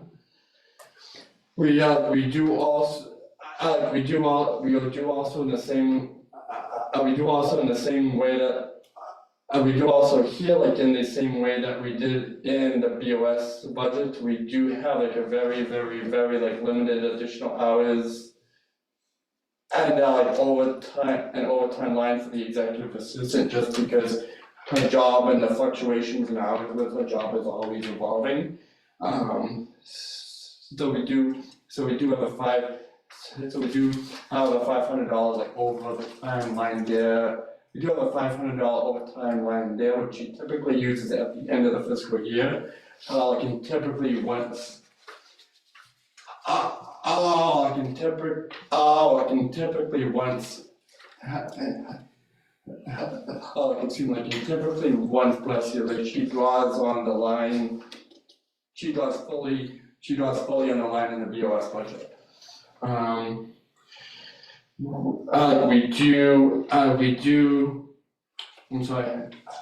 do also, like I have $2,450 for like a contractually negotiation stipend. Like a vacation stipend and also vehicle reimbursement. That is in line 5161. Like I have a $2,600 professional and technical line really to help maintain the certification that like I need to maintain as a certified procurement officer. Oh, yeah, and I'm gonna have to go through, I have to re-up on my professional development with my CEUs next year as well. So, $2,100 of that $2,600 line would fund, $2,100 of the, I'm sorry, yeah, $2,100 of the $2,600 would fund that to, from NCPPO. And then, no, I'm sorry, I can't do math, and I'm the one talking about budgets, this is great. Yeah, so like part of the $2,600, I'm sorry, like would be like, part of the $2,600 would be like, part of the $2,600 would be for my MCPPO certifications. However, the ADA coordinator, he does also have like a legally required auxiliary aid, that we have funded, that we've always funded in the CO, well, actually funded for about the past 3 years in the COD budget to the tune of about $1,500 a year, and that is legally required. That brings us next to line 5340. 5340 to pay for my town provided cell phone. We also do have a service agreement with JGPR, John Guilfoyle Public Relations. John Guilfoyle Public Relations, they're the entity that runs the site, the Dayton portal, that has all our newsletters, our news updates on it as well. We have to pay, there's been increase in website, and there have been increases in website hosting for that as well, which represents the difference. Like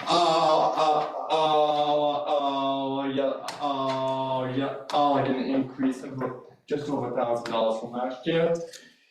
And then my dues and subscriptions. My dues and subscriptions, we do belong to a regional purchasing collaborative, which actually helps tremendously with buying.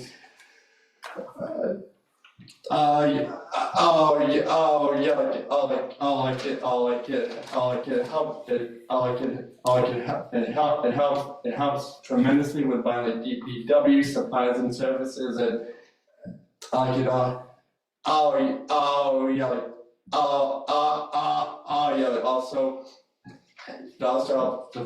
it also helps to procure office supplies and things like that, so we don't have to go out to bid on our own for that. And so we have an annual due there of about $4,200.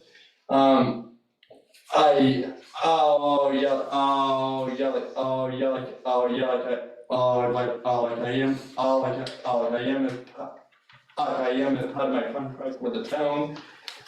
I have been a member for the last 3 years of the Mass Municipal Managers Association, which is my professional development organization. So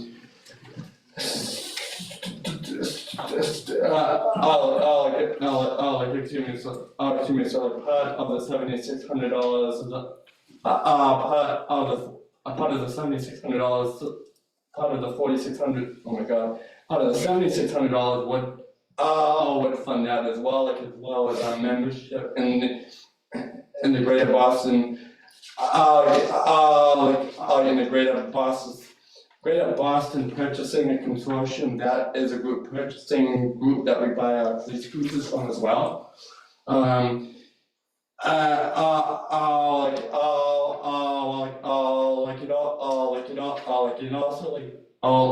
also along the lines of bringing everything from the COD budget,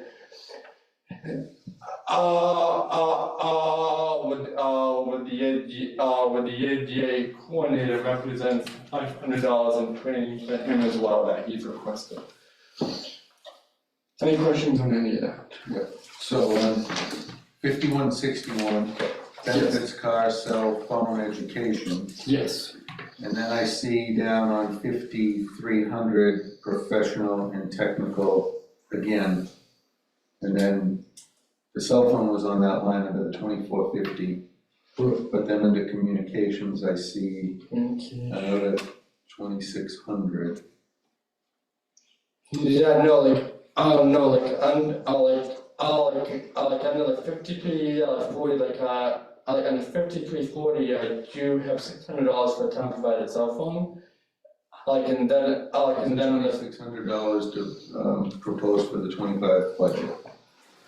yeah, you in 122 or 120? So 5161. And the description is benefits, car, cell, phone, education stipend. And it's $2,450 proposed.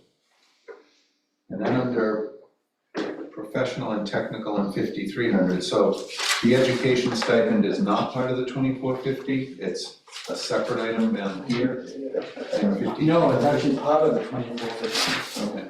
And then there's more professional and technical. Is that also education professional? Yeah, then,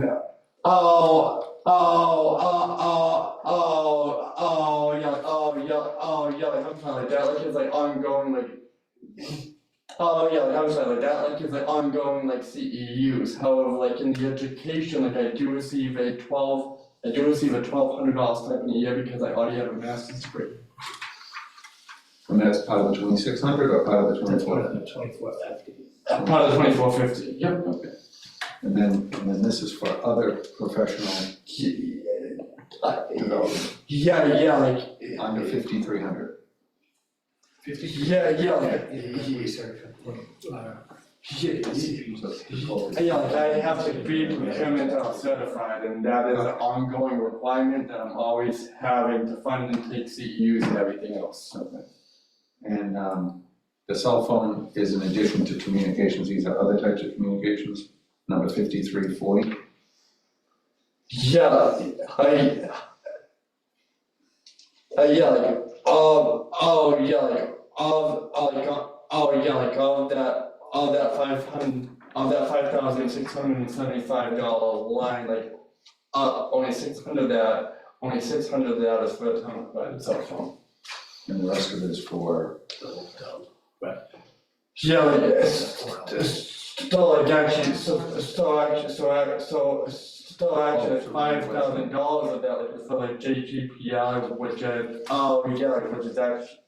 which is actually split between my office and the two public safety departments as well. now is that the website, the town website that like you go on to see Yeah, all the departments and all that stuff? That citizens use, or is that a website that you guys are using to?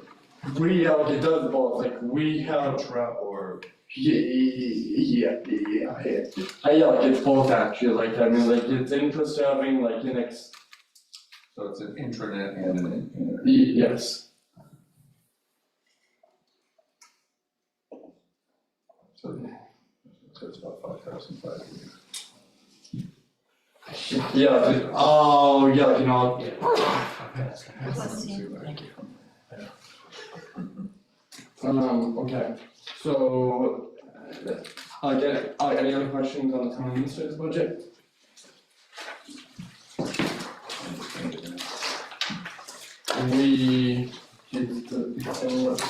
Sorry. Town, town meeting budget. We have actually, working with the town clerk, we were able to, like in FY 24, that budget has been funded to run our 2 town meetings at an amount of $4,200. And, and then, in FY 25, we're proposing that budget be $3,800, just based on trends. What we have typically spent with checkers and also with police details as well. So that is like a $400 reduction in that line that we were able to propose. Anyone have any questions on that? Okay. Moving on to, I believe, our insurances that are in 945.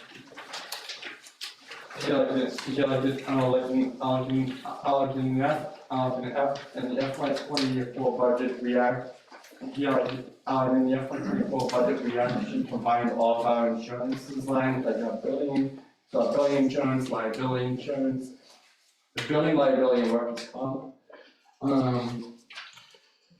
So in there, we actually, we met actually with our insurance agent last week, and he is actually recommending, based on where everything is, like in the insurance market, to increase all of our insurances by 6%.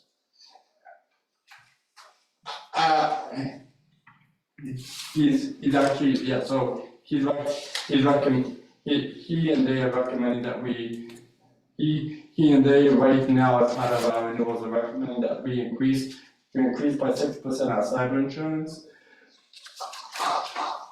I got building insurance, not liability insurance. What we do have an ability to level fund is our workers' comp insurance based on our experience there. So that actually takes us, I believe. How has our experience been?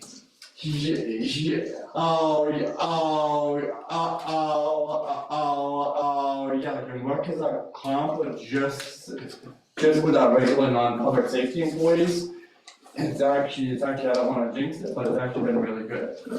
We have had two issues in FY 24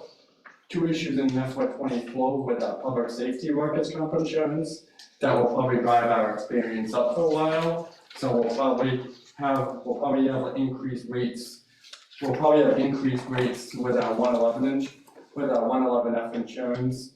That's basically workers' comp. Police and fire. However, like it is what it is. Unfortunately, those are just the uninevitable parts of the job.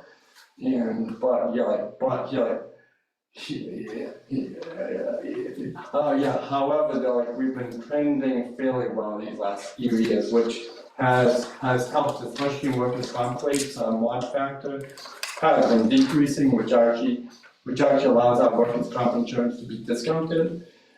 And which is why going in.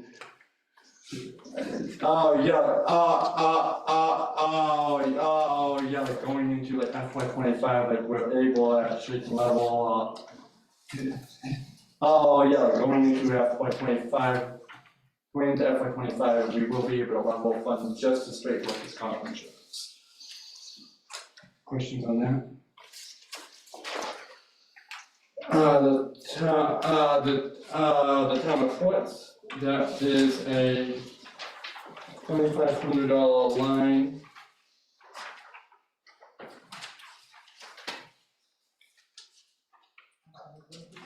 That represents no change from that.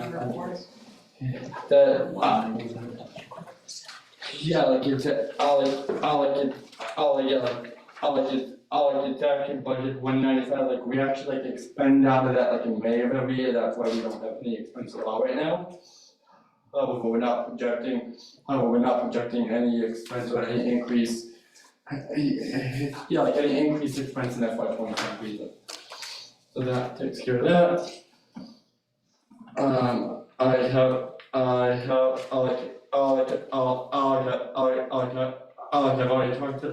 talked about the workers' comp insurance. We moved into 945. Thankfully, we don't have any settlements. Like so that is 0. We don't have any court judgments yet either.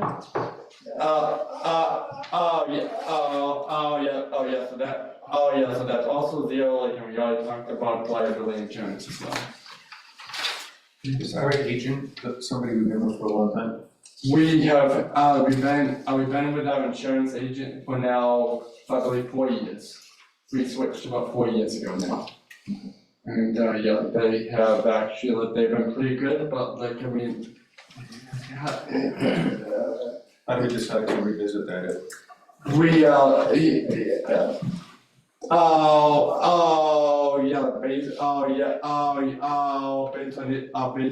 Based on issues we have in processing claims, if we had any. If we have, if we have any crazy exorbitant increases in premiums. If we have any crazy exorbitant increases in premium, that's another option, or we could, it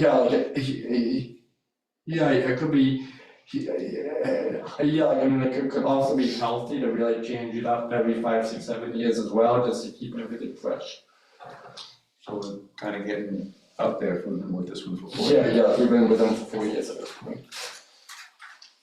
Last change was when there was a significant increase. When they change.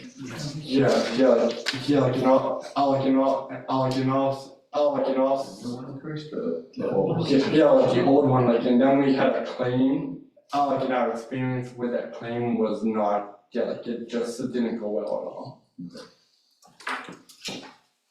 Just wondering. No, I get it, believe me, so, anything else?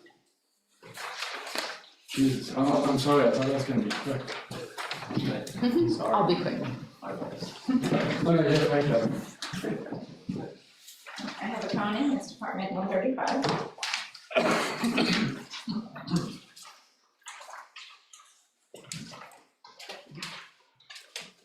So the first two salary lines are contractual.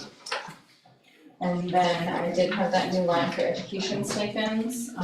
My assistant has a degree and a certification with CPR, and I have a bachelor's degree. There's just a little typo in the zero-based budget of 400, it's not double dipped. I ended up taking it out of the assistant line and putting it into that next line. And then additional hours, I budgeted at 650, which is about 2 additional hours for my assistant a month. She's been with me since the end of August. I may have only, I've only used 6%, that's probably 3 hours through the end of June. For this budget, I do not have anything for equipment repairs and maintenance. I had budgeted $200 in fiscal year '24, but thankfully the printer has been okay, so I took that out this year. Professional and technical, those is just what we use our Vadar system for and some postage, and the customized data does our 1099 reporting. The audit amount for $28,000 is contractual.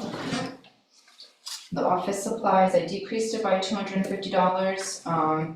The same thing as the Selectmen's, we reuse a lot of things that we have. We have, a lot of paper clips and just extra things that come through our office naturally. So I felt comfortable decreasing the supplies. The professional development and continuing education, I left that level funded for my assistant and myself to do some MMAAA training. And then we are also both part of the PNB organization, which meets twice a year. And then the MCPPO is my certification. I'm currently an associate certified with MCPPO, the procurement. I signed up for a class this fiscal year, which starts in May.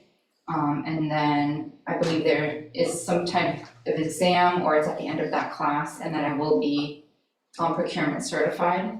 And then if I have to keep up that certification, same thing as Mr. Mullen, to continue that procurement between the two of us, the invoices and the contracts that come through our departments, just to be up to date with all of those regulations. The travel, I also decreased that. I didn't really think it was necessary. I know at the end of February it shows 0%, but I did just come back from the MMA, is always in March. So that's really the first one that happens. That is, Amherst and significant distance. I don't put in for the local ones. If I'm just going to Kingston or, something under an hour, I'm never gonna put in for it. And then dues and subscriptions. I also decreased that, and I wish I had my paper from last year. but just the PNB and MMAA dues. I did spend a lot of that, so that honestly might be one I have to revisit if I miscalculated that one. And then additional equipment, the 600 budgeted this year was for the printer, to see if I needed to actually replace the entire printer, but it's been hanging on. So that should be okay. Does the town lease that equipment? No. So That one, mine in my office is not leased. And do we have like a subscription of like a geek squad or something for the maintenance? I don't believe so. Not for the one particularly in my office. It's a smaller printer, it's not like a big. Just wonder what we could get for our grandson, like taking care of all of our stuff, instead of each department and have a separate It'll be budget more. on that. Yeah. Yes, Geek squad would be more? everything will be more. Yeah, it's way, much cheaper under the way it is right now. With each department, you know, because I just noticed each department seems to have a maintenance budget for theirs. Well, it all depends on what you're covering. Like if you're covering, like in Brown, they have many Ricoh printers Right. and copiers, lots. And And so one it's- subscription to Geek Squad wouldn't cover them all. No, it's not that, it's we have, like with Ricoh, we have a major coverage, but it's because you have so much limit.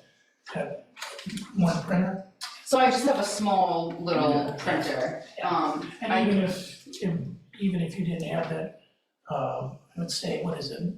What's the amount of printers?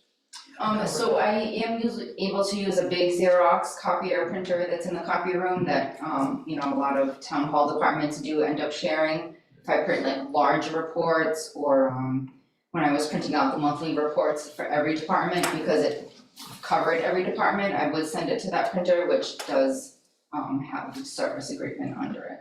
So I just And print my out. question wasn't like your printer specifically, it's just like we've got different offices and different equipment. Yeah, no, One like service- individual one office service printers, like their lifespan. My phone and my personal computer and Yeah, my printers. you'd be surprised how I've got the- expensive that actually is. I've got one through Best Buy, it's not that much. It covers everything I own that's electronic Yeah, they do that different, I do believe, with with towns. towns, yeah, I don't think it would be the same. Okay. So,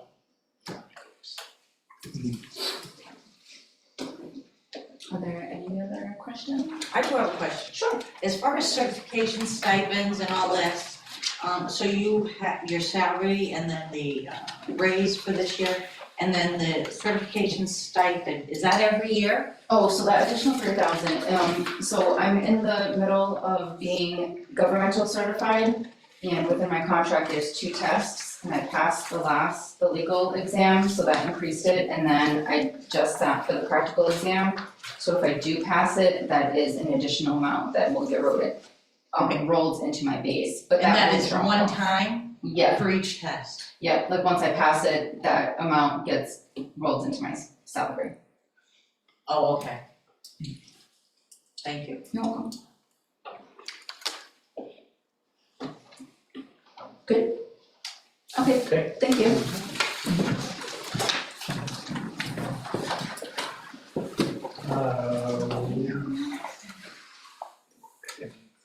Okay. I was like, I'm not sure. I'll follow suit, I'll be quick.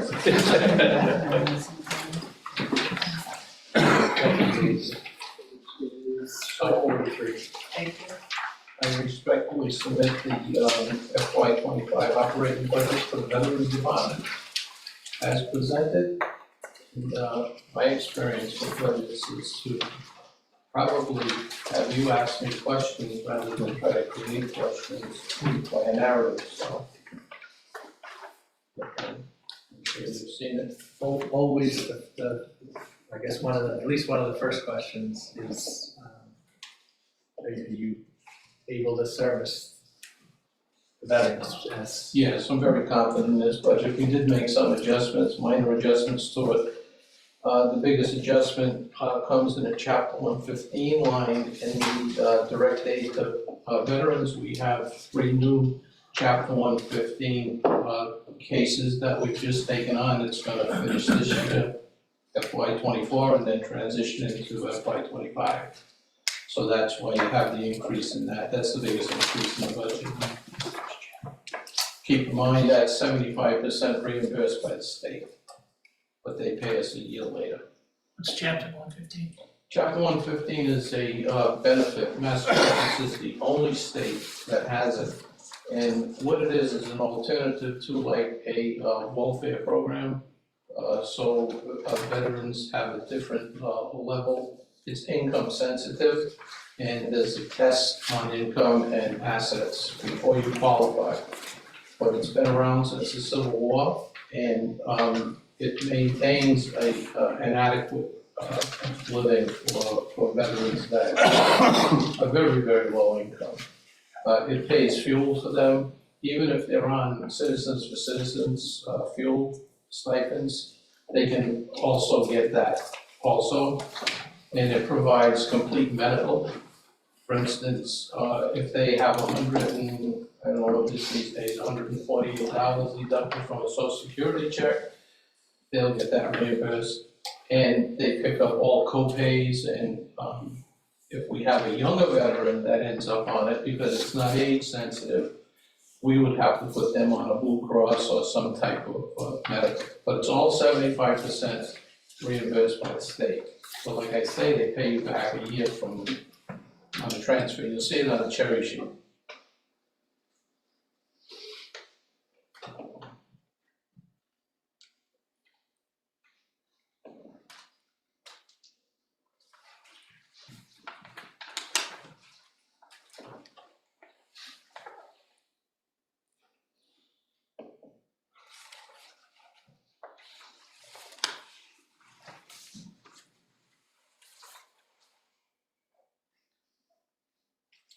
I have a question. Yes. The number of veterans you're helping, is there much, Right now, we're at 6. We just put 3 on, and during the course of FY '24, we lost 2. thank you. So we're at 6. And do we feel like we're able to communicate to those who may need the services and that we're reaching them? The outreach is limited. I think it's adequate. Dayton does a tremendous service for their veterans. We have a lot of people almost like in a volunteer area that get the word out. I know the selectmen get the word out, and we have other things. We have a veterans breakfast every year, and the word on the street. And we also do things for veterans that do not need Chapter 115. We handle all the disability claims, and we've had a lot with, you probably see on TV, have you been to Camp Lejeune? And we have a lot, and they've been getting their compensation. So, and all that money comes right into these zip codes and gets spent usually right here, so. I think we have about 425 veterans in town right now. So we're right across the board, and plus we have the cemetery, burials and flags that go out, so it's pretty active department. Good, just like a quick question where like in in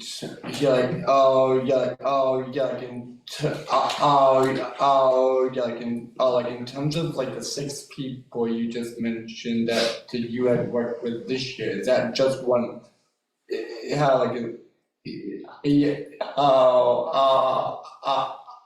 Those 6 people just through the Chapter 115 program?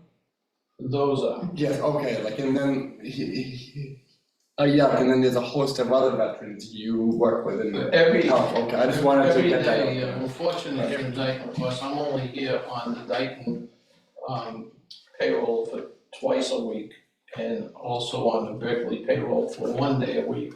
But you also have somebody in that office 4 days a week. So anytime somebody shows up, they get service. And we have these email things that are voice emails. I don't know much about the technology of it, but I will get an email. I just got one coming in that somebody put an email in, so now we get it right away, so we can get back to them. So it works. It works, yeah.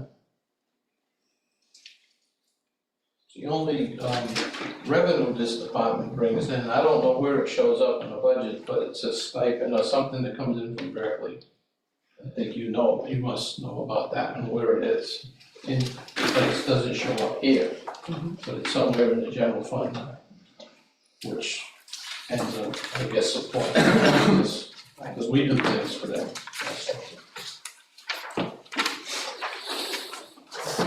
I'm good. Good. Thank you. Okay, thank you all. Thank you for coming out. Thanks. Thanks, Mike.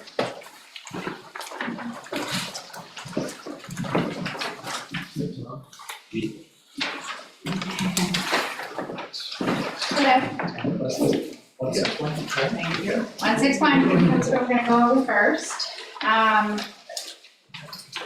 Just to let you know, we are doing our part and definitely trying to be a little bit frugal, pinching pennies wherever we can.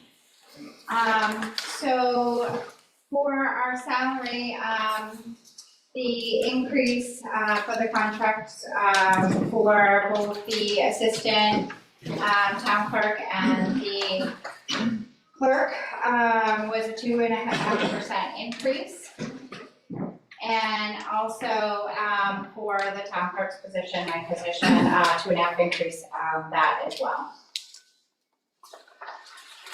Overtime hours, I have $500 for additional time for training for state mandated mandatory trainings, vitals are changing, as well as our state computers, everything's starting to change. So our vitals for our births, deaths, and marriages are now all changing to new paper, new bindings, new everything. So we have to be trained on all of that and what's coming. So we have a little bit of overtime for there.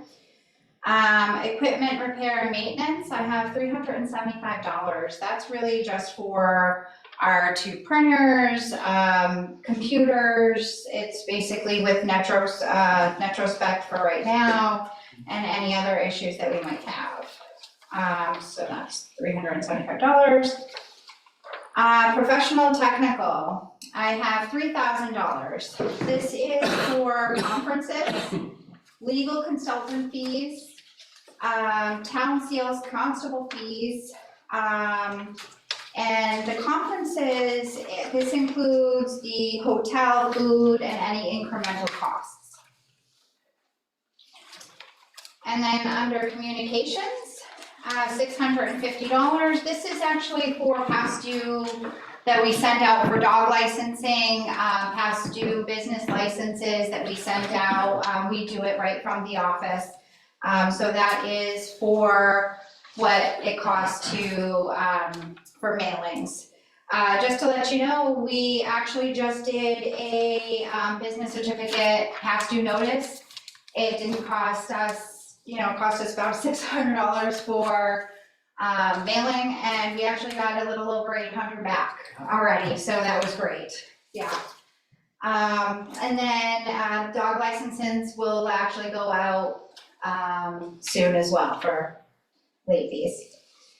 Okay, office supplies, I have $3,200. This is for our vital record sheet protectors, the storage books, bindings, the permanent town records, extra sheet protectors, because we did find old vital birth records from 1920 to 1955 that were never actually put into a protective sleeve.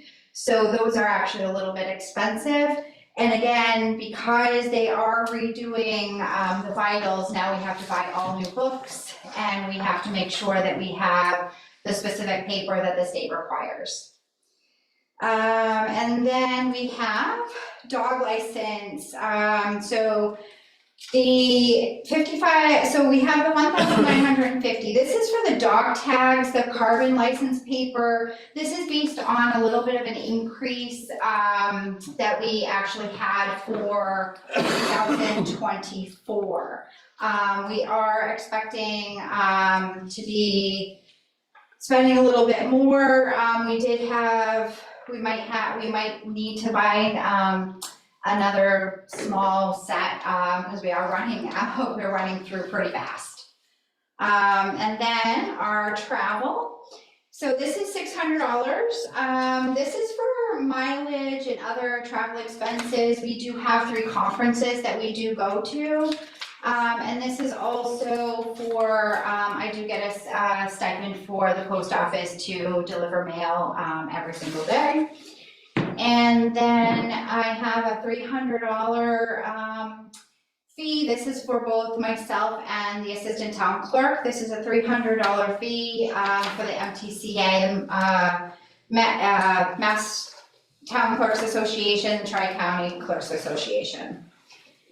And that is the 161. Any questions? Just probably a dumb question. Sure.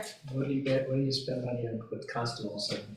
So I'm actually in the process of looking to do constable fee for me is about $250 a year. So that is something I am working to do for myself, so that way we don't have to pay the fees.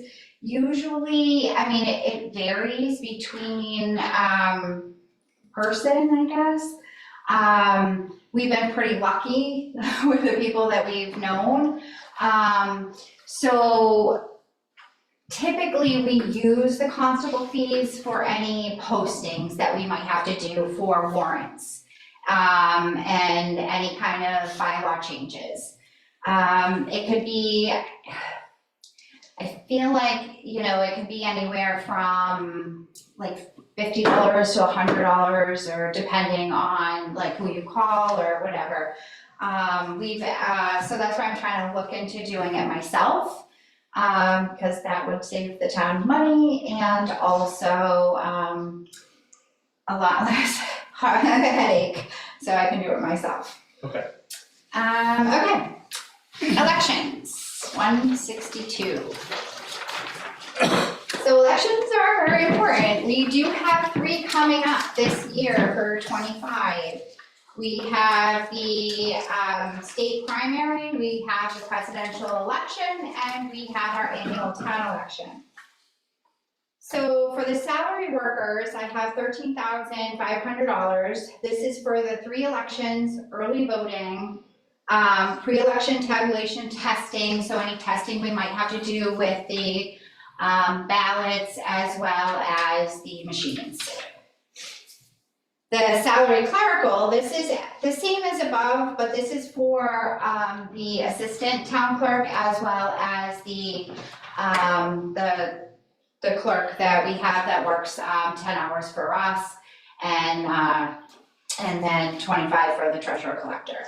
So that is their overtime hours, because this is all for the 3 elections, as well as the Fridays we have to be here for any last minute things that the state requires, registrations, things like that, that sometimes we have to be here on a Friday because it's mandatory, because they say, by 5 o'clock on, this date, that's the last day you can register to vote for this election, so that we have to be here. So those are the overtime hours there.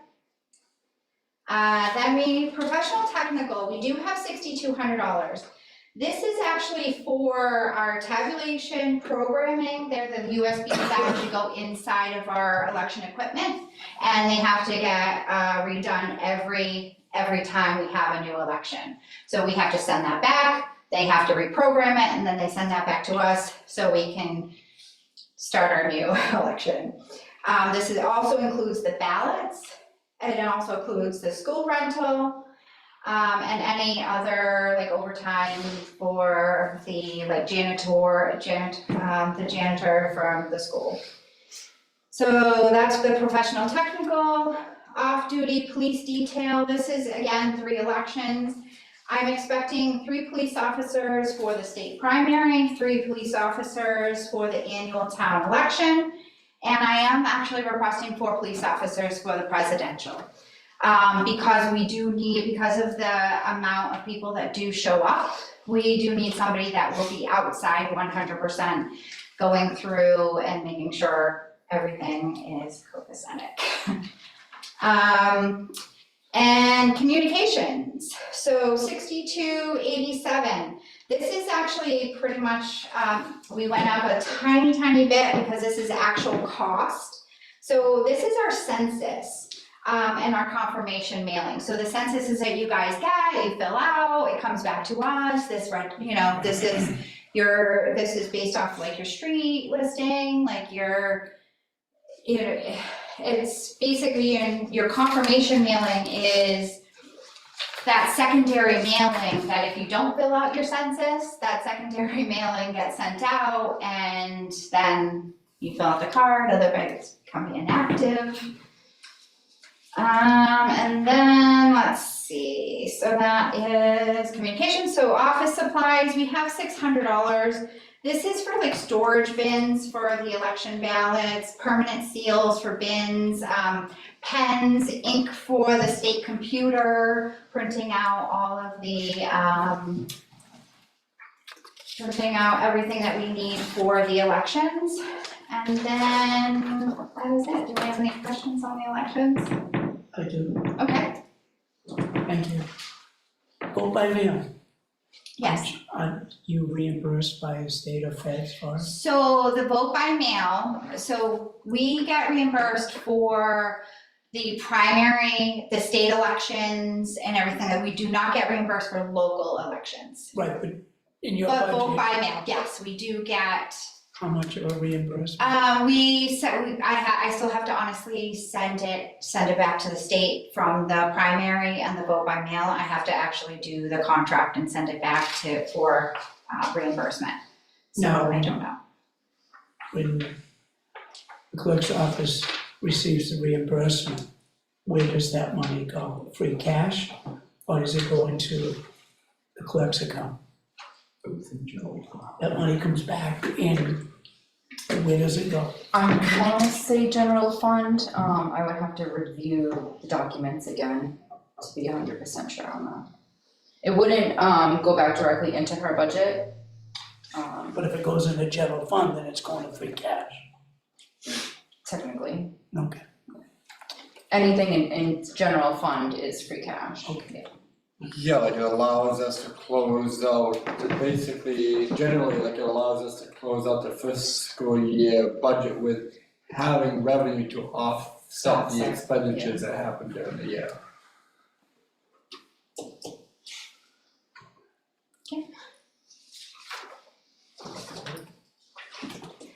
Okay, 163, registration. So, salary registrars, that's $600. This is the actual cost for the stipend. Then we have the street listing, we have $1,400. This is for the annual street list preparation, printing, and this did increase from 2023. And we already do have an expected increase for 2024. Postage, we have 6302. Again, this is for census, confirmation mailings, vote by mail, automated voters. It's just all the postage that we do use for that.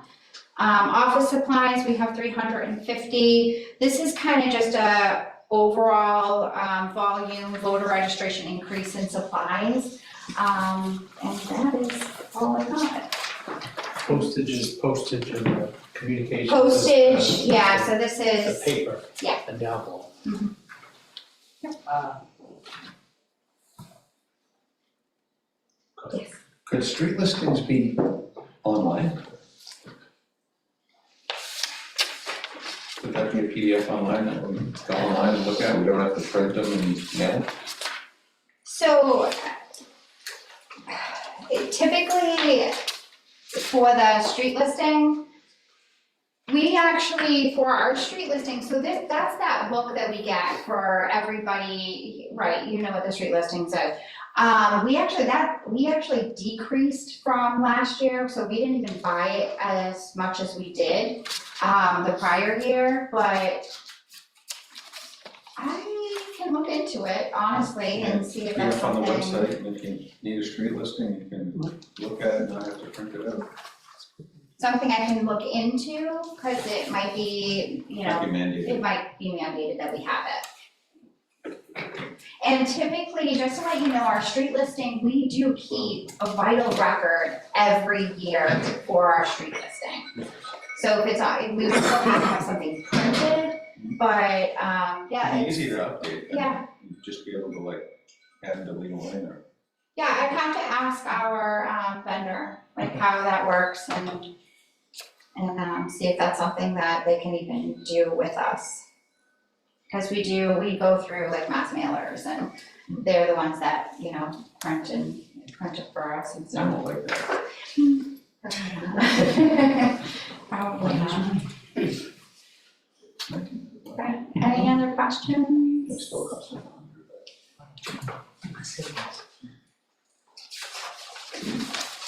Thank you. Thank Thank you. you. Thank you. Now we enter the cemetery commission.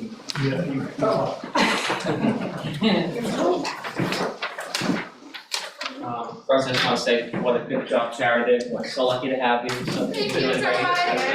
Very good This job. whole budget process was fun. You're doing great. You did that.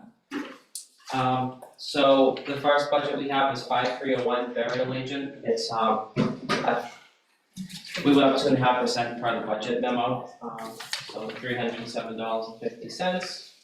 5310 is contracts, so $23,914 is our contract to maintain the 25 cemeteries in town that the commission maintains through Dream Builders. And $5,200 is hourly work for storm cleanup and damage and other repair and maintenance above the contractual, what's in the contract. And also from time to time surveying cemeteries that happens with disputes and who owns it and where lot lines are and stuff like that. That's the same number that we used last year as well, that works for the commission. And then the last line is 5460 groundkeeping supplies, that's just basic supplies that we level funded, you know, yearly grass seed, loam, and fertilizer. So you guys to put the mowing out to bid? Yes. Yes, this is the last year of the contract. Yeah, like we have a really, based on the last 3 years ago, we put it out to bid last. And yeah, like we have a really good deal with Paul Sylvia from Green Bills now. He was by far the lowest bidder. And I believe the rationale behind bidding it out and having another vendor is cheaper than having town employees like the highway workers do. I do have a couple questions. First, how much revenue does the cemetery department bring in? I don't have that number in front of me. And then the second question is, when was the last time there was an increase in fees? So we have a perpetual account for, which doesn't have too much in it. I know we looked into that a while ago, and we were really trying to build that up so that I think the goal is someday we can use the interest to pay it, but we're not there yet. I know the commission looked at the fees, but we were pretty happy with what we were charging as far as our fees go. Opening your rates compared to other communities, are they competitive as far as opening graves? Anything you want to add, Tom? Yes, except for the veterans. Okay. The veterans themselves in the veteran cemetery is free, as long as it's during town time. We don't have a lot of burials outside of the veteran cemetery. That seems to be the hot place right now. The active cemetery is Riverside. It's been a few years since we actually had a full burial. We had one cremation last year. To answer your question about revenues, I do not believe it goes to the general, I believe it all goes to Petco. So it's gonna be a long time before it can pay for itself. We have 52 cemeteries, 25 we're maintaining. We inherited most of them, families moved away, so none of them had plans of perpetual care, and the town's bearing the burden. So we're gonna just try to put everything we can right into perpetual, and also take care of the veterans as we can. Oh, thank you. We did have that as an agenda item recently, though, that we looked at the fees and we were satisfied. All right, thank you.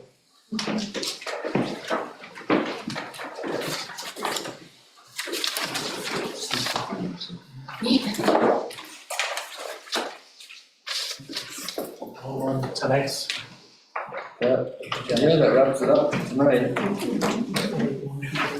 We're back here Tuesday night, same time. 6 o'clock Tuesday. Same kind of fun.